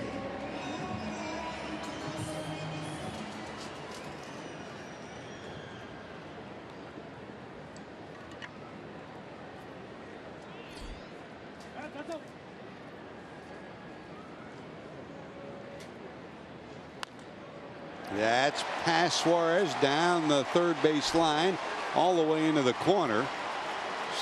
Rounding 2nd and holding there will be Marte. Perfect throw. Nice job by Schebler to get it into the 3rd baseman Suarez. A bullet down the line. So 2 for 3 is Marte. 1 out, runner in scoring position.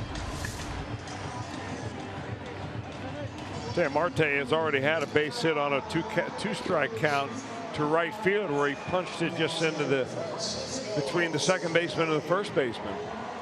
That time swung hard and ripped hard down the line. Talk about adjustments, Chris, and you watch Marte from that first year up. The one thing you saw it on that swing, I mean, he's done away with the higher leg kick and the big motion. It's just really a toe tap now and a move of the foot. So he's tightened his swing up, as many of these Pirates have. Well, the Pirates lead the world in doubles. 56 doubles, including that one just hit by Marte. That is nearly 10 more than the #2 team in the National League with Arizona Diamondbacks. They've had at least one double in each of their first 23 ball games. So they don't have as many home runs as the Chicago Cubs. They don't take quite so many walks, but their batting average is better. Their overall on-base percentage is better than anybody else in the league, including the Cubs. And they hit a whole bunch of doubles. And we've really seen both the Pirate and Cub lineups evolve the last couple of years to go deeper into counts, especially the Cubs. Cervelli flashes his signs. Cervelli steps out as the signs are flashed for him, and Cervelli's walked twice, both on 3-2 pitches his first 2 at bats. J.J. Hoover has started to loosen for the Reds. This will be the 89th pitch of the night for Straley. 1 ball, no strikes.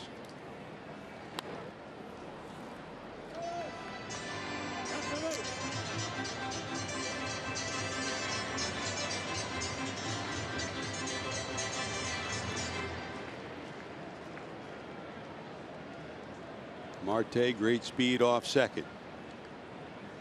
Phillips, with the infield shifted towards the left side, is about 10 feet behind the second base bag, trying to hold Marte to as tight a lead as he can. Well, take a look at Rick Sofield, the third base coach down there. I mean, I'm not sure if he's a third base coach or if he's coaching somebody in the on-deck circle. I mean, Sofield is way down there to the right, very right-hand part of your screen. That's where the third base coach is. He's trying to get the right angle for Marte. They'll hold the runner and get the out, 2 away. I wonder if he was standing there with Mark McGwire in the batter's box. No way. Remember Rene Latchman about 50 feet down the third base line? And remember Larry Boa? When remember that there was a period of time where the umpires were enforcing that the coaches stay within the lines of the coach's box, and Boa got ejected from a game one night because he was about 10 feet outside the line. You know, I got to think that if the other team complains, they would probably say something to Sofield.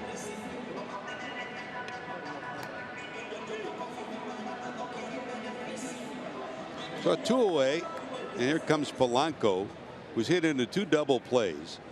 A nicely turned 4-6-3 by Phillips to Cozart, and then a line drive with a runner on first, Cervelli, that had not Votto caught it, it would have been, and they got him picked off second.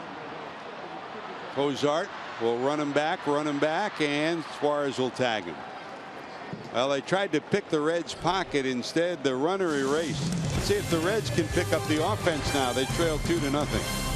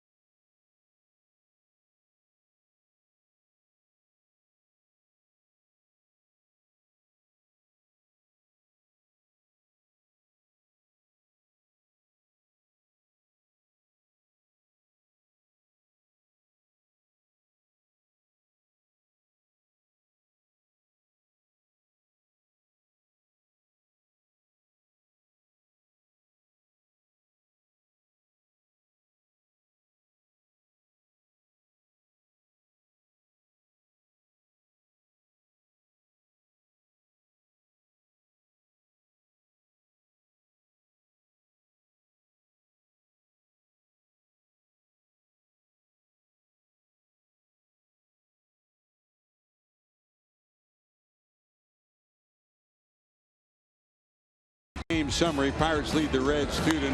The runs for the Buccos came on a blue base hit by David Freese in the third after a leadoff base hit, 1-0.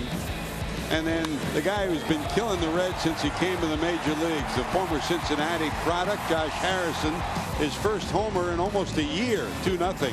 Meanwhile, Nicasio has been on the mound. Juan Nicasio has been outstanding. He has struck out a total of 8 Reds, 1 of them looking, 7 of them swinging, and he's got a 2-0 lead. On the other side of it, Dan Straley has pitched well for the Reds.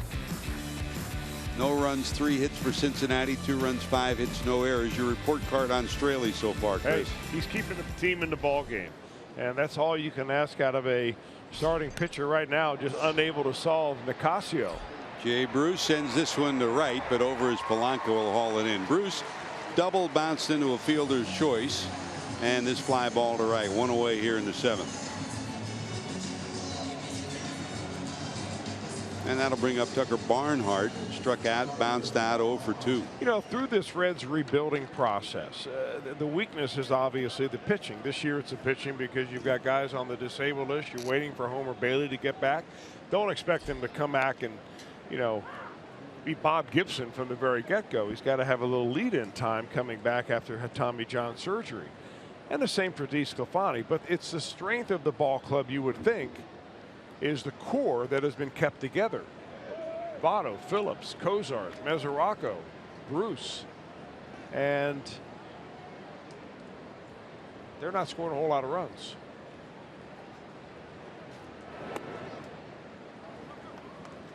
This is wide, 2 balls and a strike. You look at the numbers coming into tonight. I mean, you know the pitching numbers that the Reds have struggled with in the early going of this season, but offensively, Pirates come in first in the league overall in average, the Reds 10th. Pirates first in on-base percentage, the Reds are 14th. Home runs, the Reds are 9th in the middle of the pack, and the same story for the Pirates. Pirates have had almost twice as many walks as the Reds have had this year, and that's fueled a lot of their rallies. 3 balls, 2 strikes to Barnhart.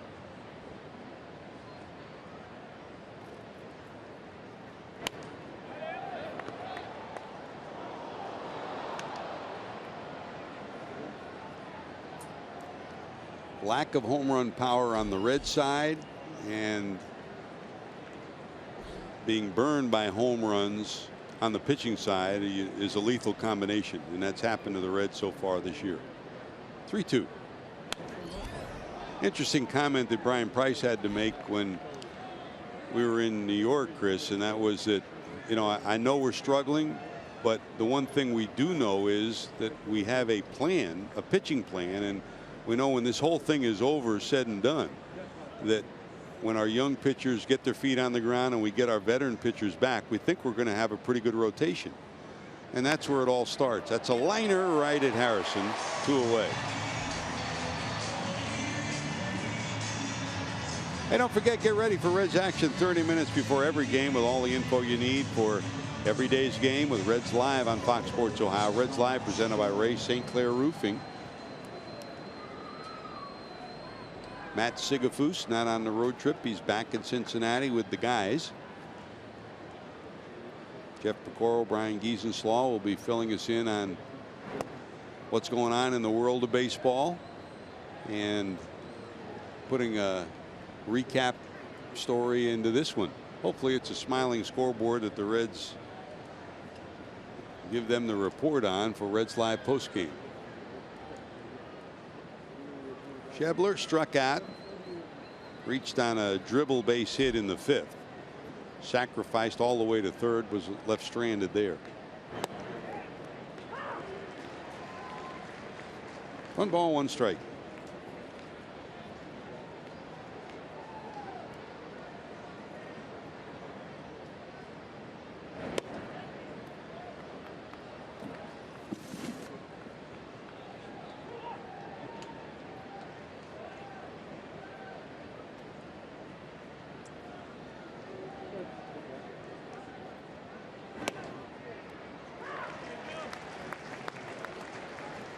2-2.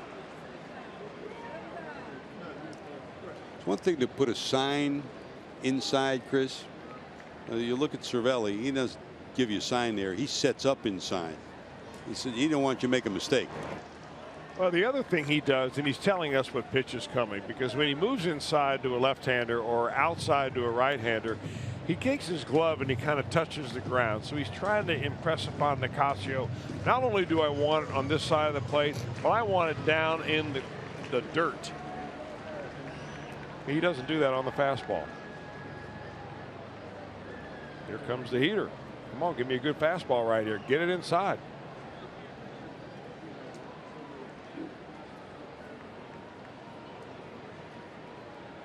I mean, the way he operates, see, look at him.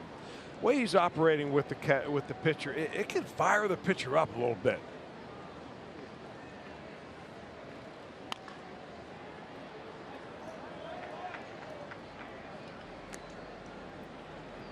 And some guys need that more than others, some pitchers, that is. And I think every catcher does it. Cervelli just maybe a little more demonstrative than others. It's the Italian Venezuelan in him. It's a pretty good combination. That's amore.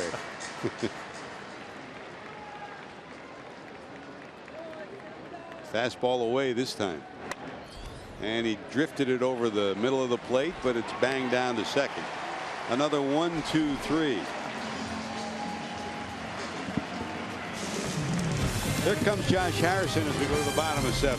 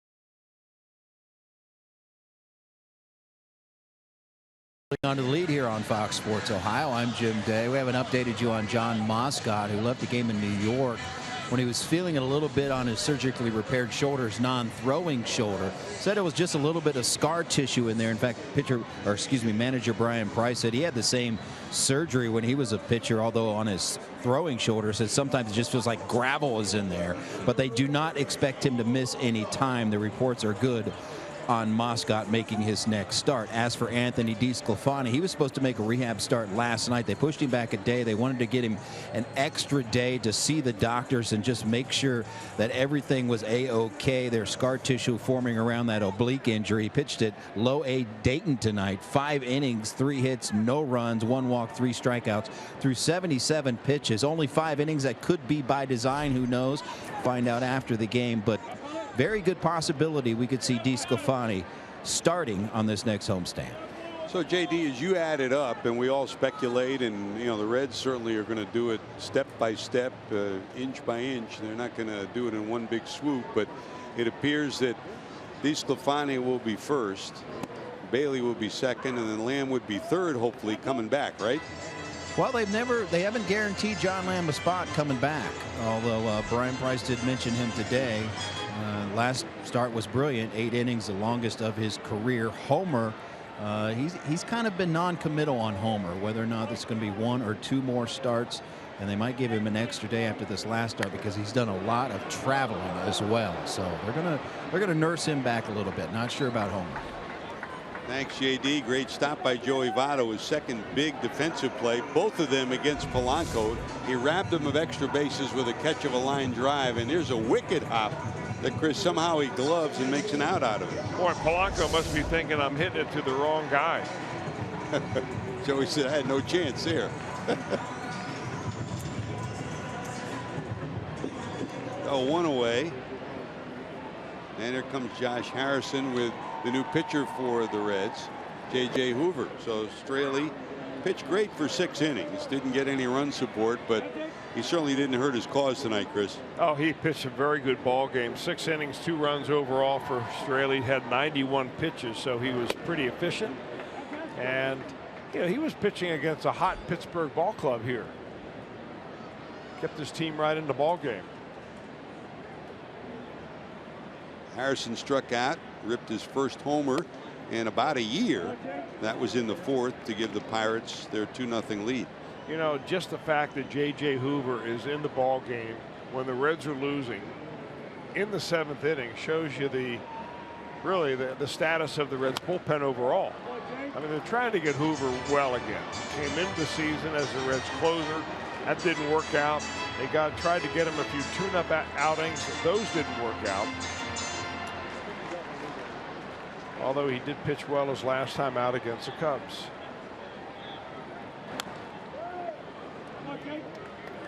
Well, you saw the numbers, 44 pitches in an inning and 2/3, and that's been part of his story. Yeah. I mean, you nibble around a little bit, you get hit, you have big innings and so on, but he's the kind of guy you really want to root for. I mean, he's a solid person. He can be a leader because he's been around a little bit on this team. But in order to lead, you have to be able to produce. Well respected by his teammates who root for him to have success, but the proving ground is out there. And the Reds realize, Brian Price realizes, that they've got to get him right if this bullpen is going to come together, whether it's as the closer or whatever. Down to 3rd, Suarez has it, 2 away. Good. Important step for J.J. Hoover. Also because he is a Pittsburgh guy. So he comes back home. He's got a lot of family and friends. They all know how much he struggled this year after posting a very excellent 2015 season. So it's just a matter of getting back up on the horse time and time again. You just can never give up on yourself. And that's one thing he never has. I mean, he's been on such a roller coaster. The good years, the difficult years. That's a bullet through the middle of the infield. That's a base hit. Hamilton gets it in, and Mercer continues his hot early season hitting. He's now been on base in 11 straight games. His average over 300, and he's 2 for 3. Oof.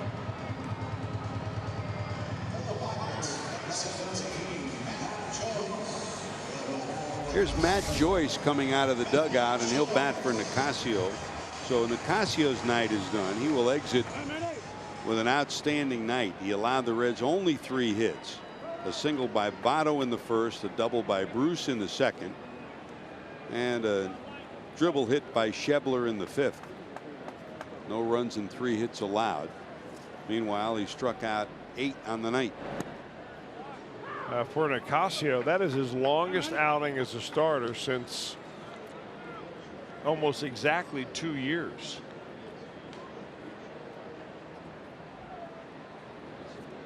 That was when he was pitching for the Colorado Rockies. 97 pitches, 63 strikes, so he was around the zone all night long. Here's Joyce.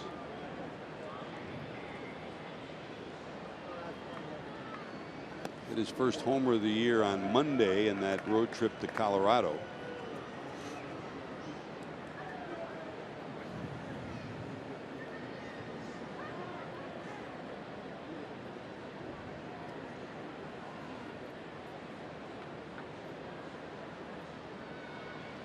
He's the lone left-hander on this bench. They've got Sean Rodriguez, Jason Rogers, and Chris Stewart from the right side. One extra pitcher, one fewer position player, the way the Pirates structure their roster right now. 3-1. This one hit deep to left towards the corner. Schebler over, reaching up. It is gone. Wow.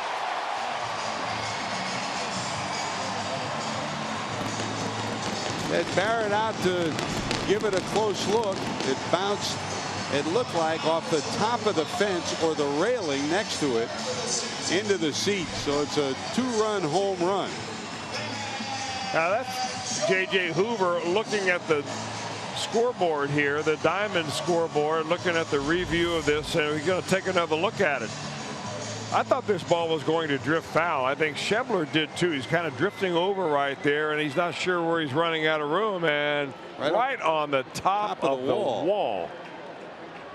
Boy, he can't catch a break. Man. So Joyce homers. It's now 4-0 Pittsburgh. When the ball left the bat, it looked like it was going to slice all the way into the seats. Foul. This one blooped into left. Schebler there. But the damage done. A 2-out base hit and a 2-out homer by Joyce. 4-0 Pittsburgh.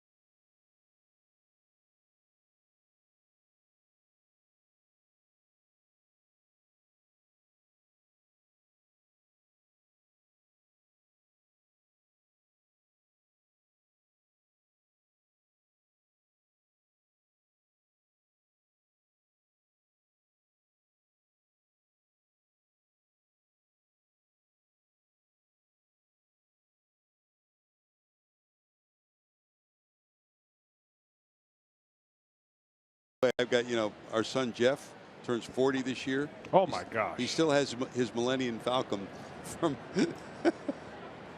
he saved it for his son. I hope he's got it locked up somewhere. Here's Tony Watson who will take over as we go to the 8th inning. Watson, you talk about the bullpen that has been relentless for the Pirates over the last couple of years, and the two main contributors, Watson from the left side and Mark Melancon from the right side. Sean Rodriguez into the game at first base. When you look at the workload that Tony Watson has carried over the last few years, you're beginning to wonder, all right, well, how many years can he possibly go out there and continue to give the Pirates what he has given them? 77 games last year, 78 the year before, 67 and 68 the 2 years prior to that. Pacheco sends one into the alley in left center field. It'll go all the way to the notch about 400 feet away. And Jordan Pacheco has a pinch hit, two-base hit to start things off in the 8th inning. I'll tell you, he's been pretty good off the bench for the Reds. Has hit the ball hard recently. Goes right down there to get a little slider and lines it in the gap. So Pacheco hitting in the pitcher's spot here to lead off the 8th will give way to Hamilton. Billy tonight struck out and sacrificed 0 for 1.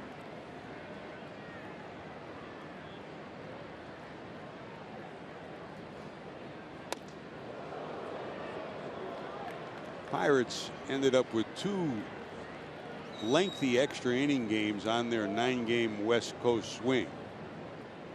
And in both of those games, Clint Hurdle and Ray Searage had to juggle the bullpen. And in fact, Watson came in and worked more than an inning once, which is very rare. And Mark Melancon did too. In fact, Melancon picked up a more than 1 inning save for the first time in 5 years, and only the 5th time in his career.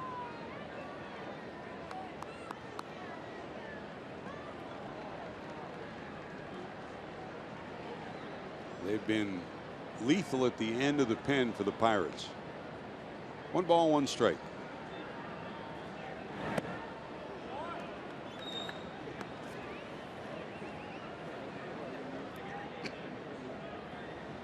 Watson now 30 years of age.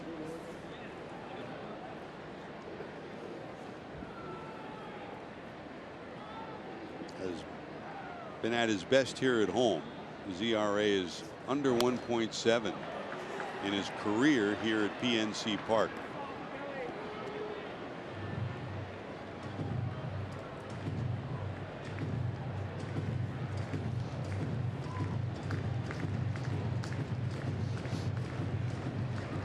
Four runs, 7 hits for Pittsburgh. No runs, 4 hits for the Reds. Billy trying to keep it rolling here in the 8th.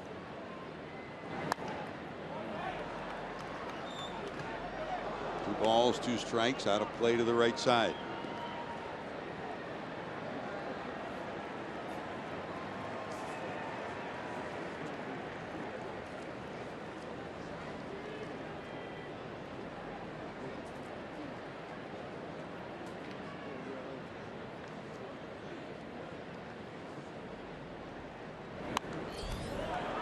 Spoils another pretty good pitch. Hamilton in his career 2 for 8 against Watson. Cozart in the leadoff spot behind him, who's 3 for 8.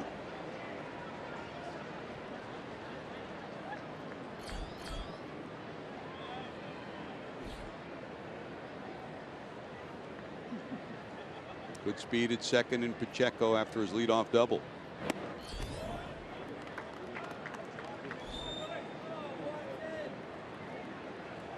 We talk often about it, Chris, that most managers and pitching coaches would love to have 3 lefties, especially when you're facing multiple left-handed batters in the opposing lineup. The Pirates have been able to do it with less than that because they've had so effective a group of lefties. They've had only 1 or 2, and Watson has enabled them to not carry that extra left hand. Yeah, but you're right. But you just wonder. I mean, baseball statistics show you that after you lean on the same reliever for, close to 70 games a year, I mean, he may have a rubber arm, and he obviously does, but you just wonder how many years in a row he can do that without a little bit of a fallback. But he still throws very hard. He's got a devastating slider. He throws strikes. He is the go-to guy for Clint Hurdle. Maybe I'm just saying that because I wish he was in the Reds bullpen. He makes any bullpen better. You look at the numbers, though, always over 60. A lot of games, not a lot of pitches, but a lot of appearances. I mean, those numbers there are as a setup man, and those innings are every bit as important as the closer's innings. He sneaks one under the hands of Billy Hamilton for a strikeout, and there's one away here in the 8th. Boy, Billy didn't like that at all. We're going to take another look at it. You be the judge. Little bit of a frame job at the very end right there by Cervelli. Just enough. Watch his glove move. Well, from the center field camera, we can see it. But watch him move and buy this strike.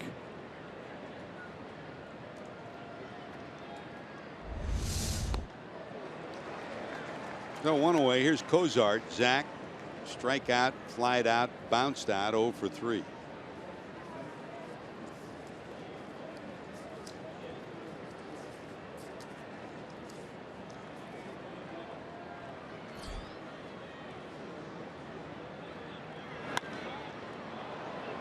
High fly ball to right. Under it is Polanco.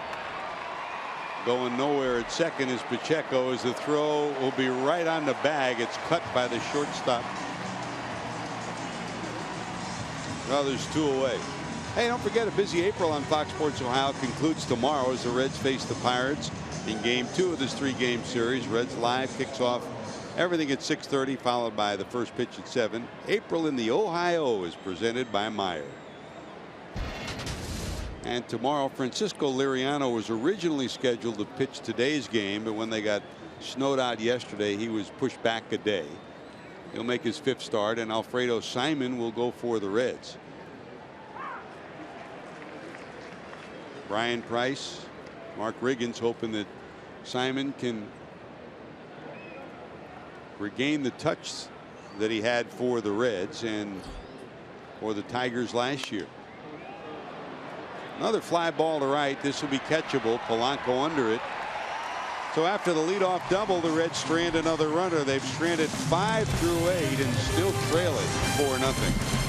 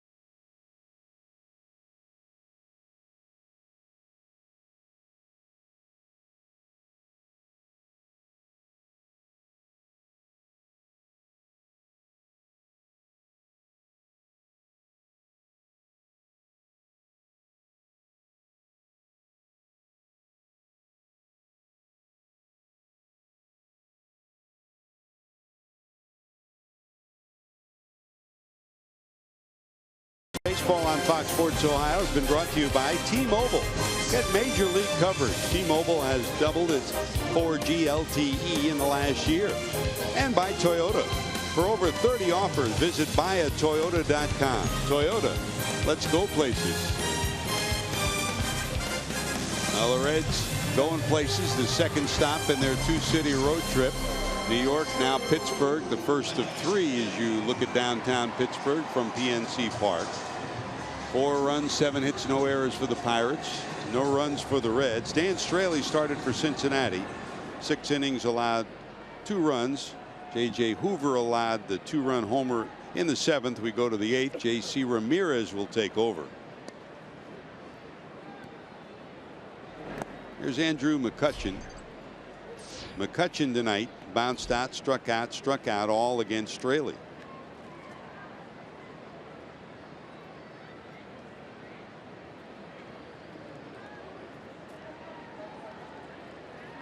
When you don't hit, sometimes you lose track of how good a pitching performance was, and in Straley's case, his was good tonight.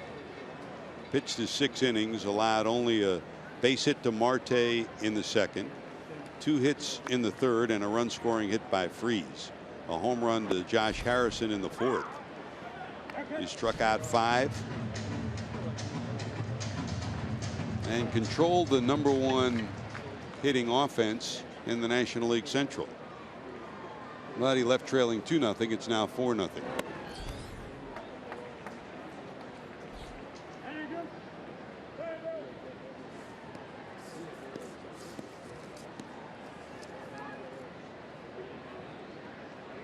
Ramirez came up last Friday from AAA Louisville. This one hit high in the air to center field. Who'll get there? Hamilton will. And he'll haul it in 1 away. And now for tonight's cricket, something to smile about. How about this?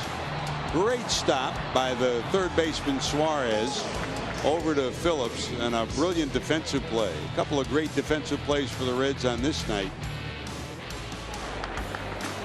Eugenio Suarez with our cricket, something to smile about moment of the night. That's something to smile about too. That's a big time bubble. One away. Here's Freese. 2 strikeouts and a run scoring single.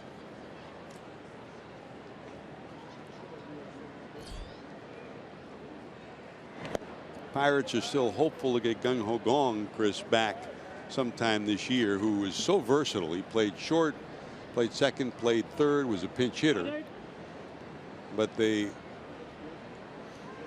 decided to take a flyer on Freese in March. He wasn't signed until games were being played. I think it was the first week in March he was signed, and he's fit in well. Defensively, he's always been solid, and offensively, he's come up with some big hits already.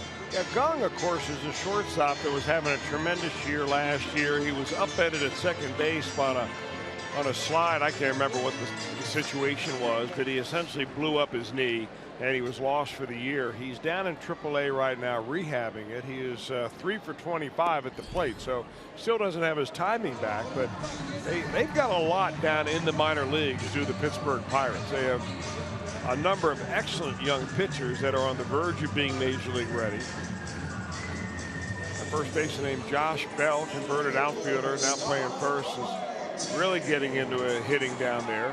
They feel very good about, you know, the long-term outlook for this ball club because their minor leagues are chock full. So walk to Freese. Here's Marte.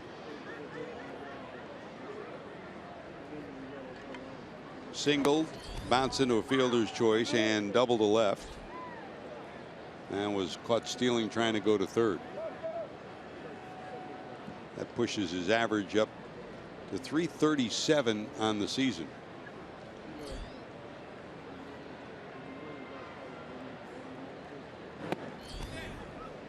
You can see the difference in his approach. Those of you sitting at home that have watched him over the years, had so much extracurricular action with his hands and his legs, but all of that's been cut little by little. And you know, the guy who's the hitting coach here now is a former Red, one of our favorite players when he played for us, Chris. That's Jeff Branson. He was an outstanding teammate, a great middle infielder. Had his career marred by a devastating knee injury, but still came back, was a solid offensive player. In fact, when Jay Bell left here, Pittsburgh, to come to Cincinnati as the bench coach, that opened the door for that guy on the left, Jeff Branson, who took over as the hitting coach. He's done a great job. He keeps it nice and simple, Jeff does. Short lead down at first for Freese.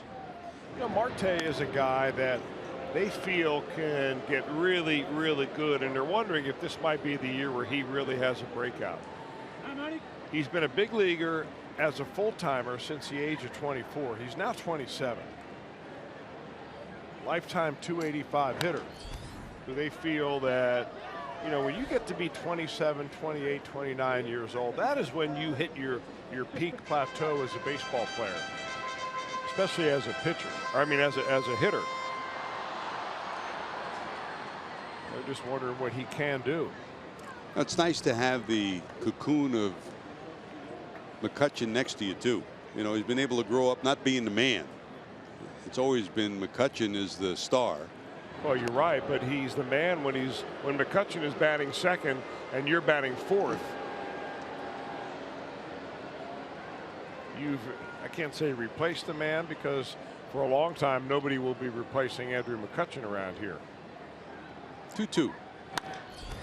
Right field. Bruce back, looking up, warning track, got it. That's a half swing to the warning track. Strong hands, good power. Don't forget, when this one wraps up, following each and every Reds game here on Fox Sports Ohio, make sure to stick around for Reds Live, brought to you by Performance Kings Honda, for a complete recap and interviews from the locker room. Brian Giesenslaw, Jeff Pecoro will be filling us in. We'll get picked tomorrow to bring in his Star Wars collection too.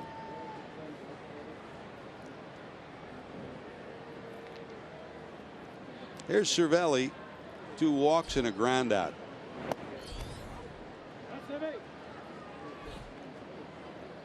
Alfredo Simon against Liriano tomorrow.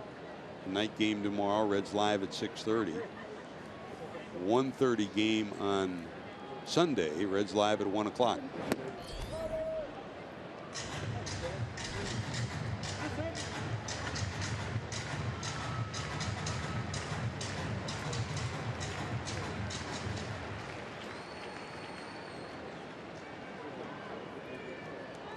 Simon on the left, Iglesias in the center with Tomas Vera.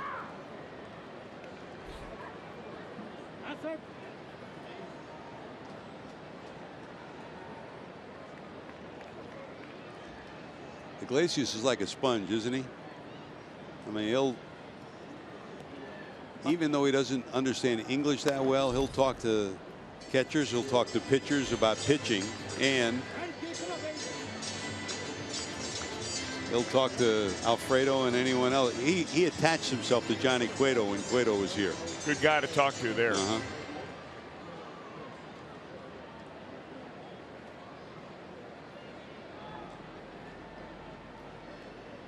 Two balls, 2 strikes. Ramirez trying to get out of the 8th and give the Reds a chance in the 9th.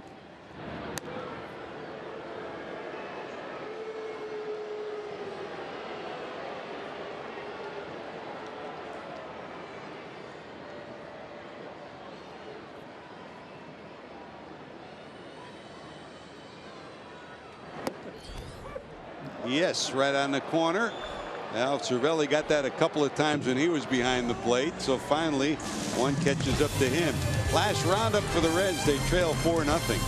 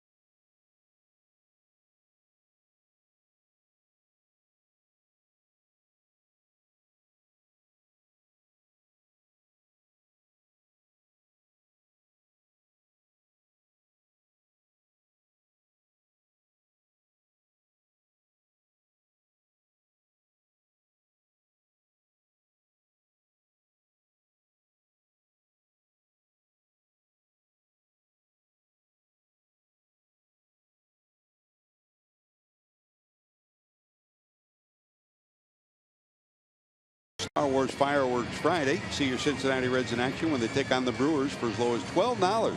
Plus, don't miss a post-game fireworks show featuring a Star Wars soundtrack. For tickets, call 513-301-REDS or visit reds.com. Last roundup for the Reds as we go to the ninth.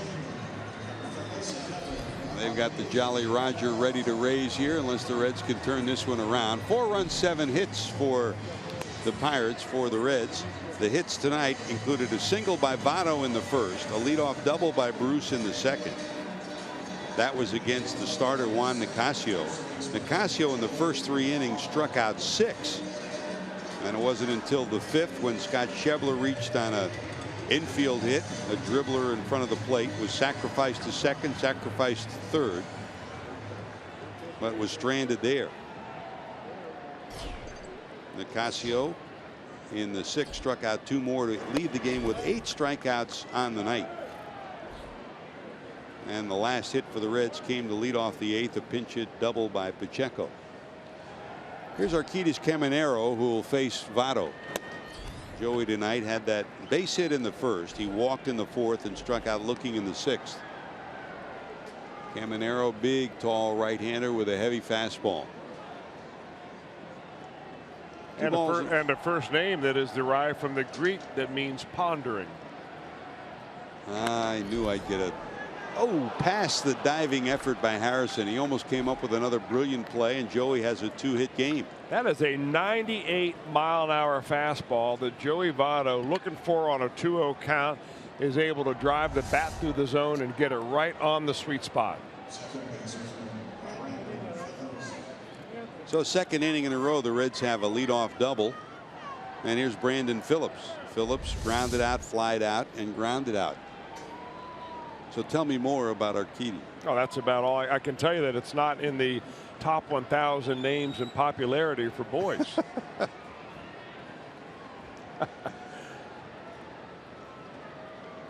From the stretch is Caminero.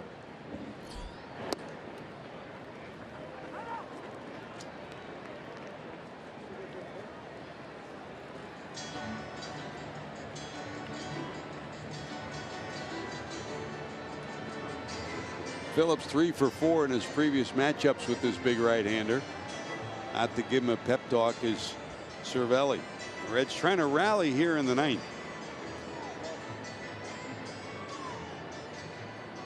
Phillips will be followed by Bruce and then Barnhart. Bruce 2 for 6 and a homer against Caminero.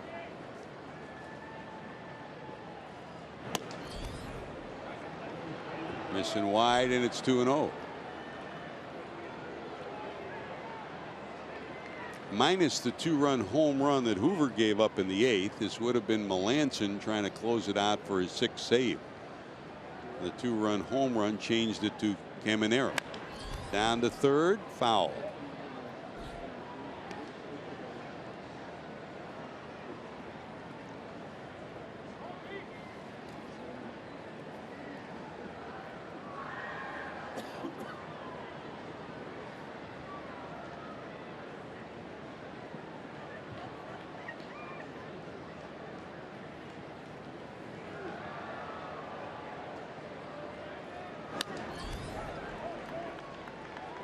Phillips hanging in there, 2-2. That pitch, at least by the scoreboard here at PNC Park, was measured as 100 miles per hour. Last year he was measured as having the 3rd fastest fastball in the major leagues, averaging right around 98. We know who was number 1. I can't tell you who was number 2.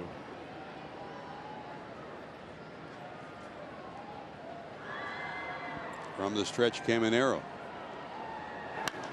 By the way, our congratulations to Aroldis Chapman. Today, down in Florida, he became a United States citizen. Oh, good for him. Fantastic. Good for him. He's been working on that for the last 6-8 months or so, and today it became official. Aroldis Chapman officially a U.S. citizen.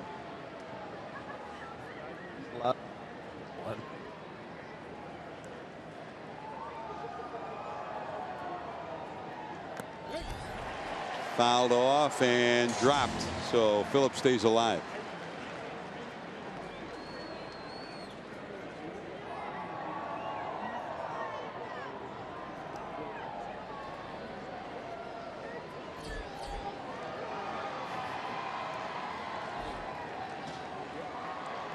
Jay Bruce waiting on deck.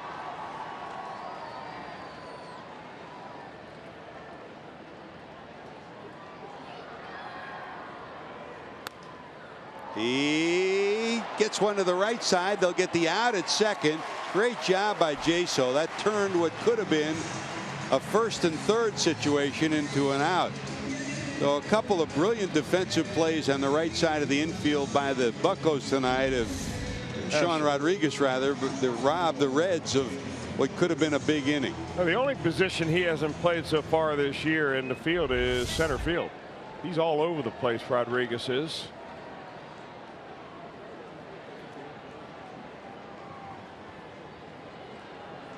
It's a nice play. I think off the bat, Brandon Phillips thought he was going to be able to squirt that ball right by him. So Votto retired. Phillips is on, and here's Jay Bruce. Doubled, bounced out, and flied out. And just like we promised you early in the game, it's Miller time, brought to you by Miller Lite. Let's go back to April, Chris. The beginning of April, and a big April 10th hit from Jay Bruce. Boy, was that a day to celebrate for the Reds. Number 32 gave the Reds a comeback victory and a walk-off win. And they're looking forward to getting home after this road trip. They're 8-5 at home, and hopeful of getting some of that magic back. 2 balls, no strikes to Bruce.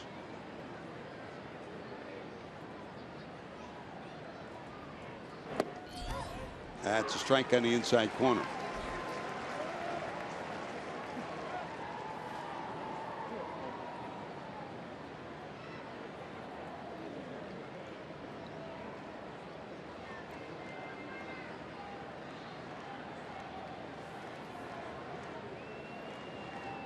Phillips short lead, and timeout called by Cervelli.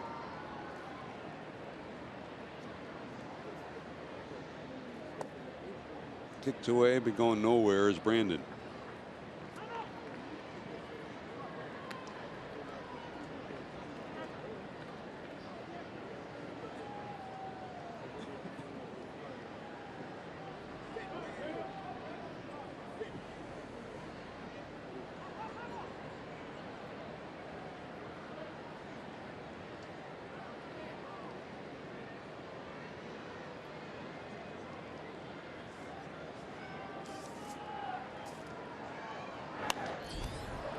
Popped up high in the infield. Rodriguez there, got it, and 2 away.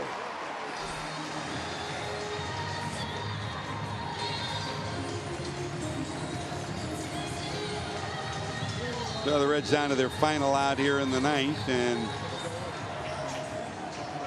it'll be Tucker Barnhart will come to the plate. Barnhart tonight struck out, bounced out, lined out. And a crowd of 29,000 plus on their feet as the Pirates try to keep their winning ways intact here in Pittsburgh. They came off a 6-3 road trip trying to win their first at home. Misses wide. Juan Nicasio started for Pittsburgh, 7 innings, 3 hits, no runs, struck out 8 and walked 1. Watson pitched an inning. Archimedes Caminero here in the 9th trying to close it out. They don't hold Phillips on. He'll take second. No stolen base.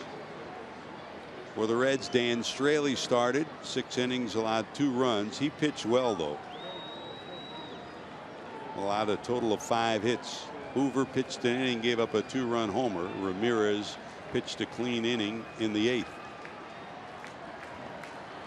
Archimedes Caminero trying to close it out in the 9th.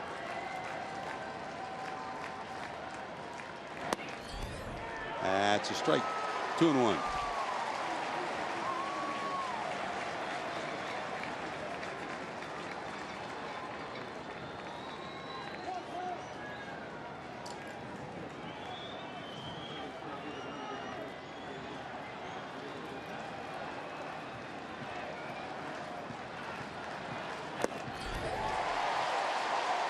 One strike away is Caminero.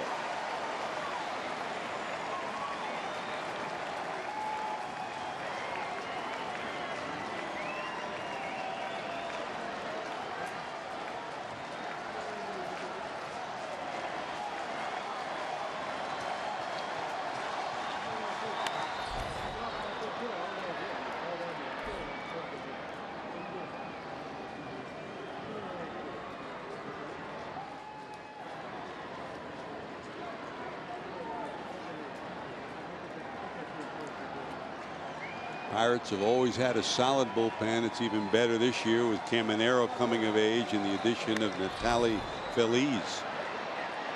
This one to center field. Back is McCutchen, and he can't get it.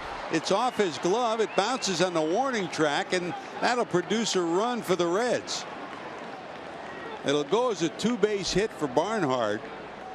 I don't know whether he lost it in the lights or just got turned around. It looked like he had a bead on it. I think the ball was just hit a lot harder than he thought it was.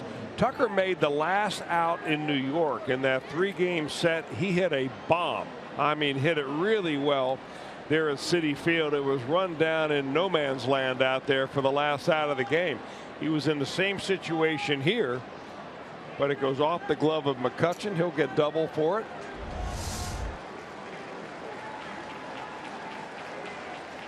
And Clint Hurdle will come in and make a pitching change now that it's the same situation. While the pitching takes place, we'll take time out for our Skyline Chili call to the bullpen. You're watching Reds baseball on Fox Sports Ohio.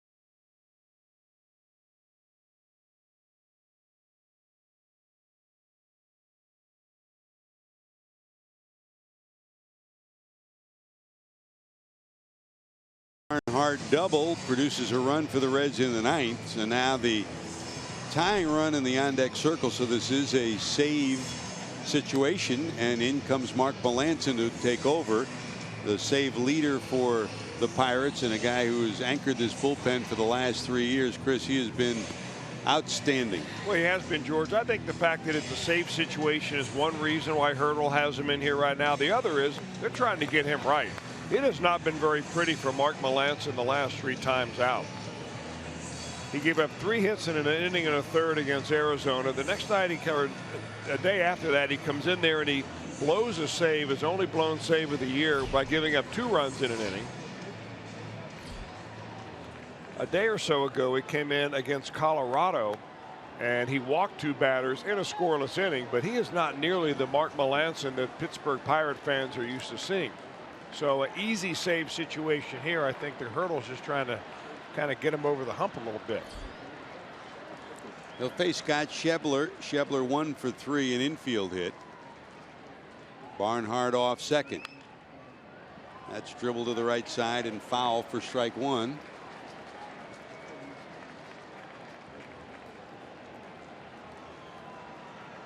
Schebler facing Melancon for the first time in his career.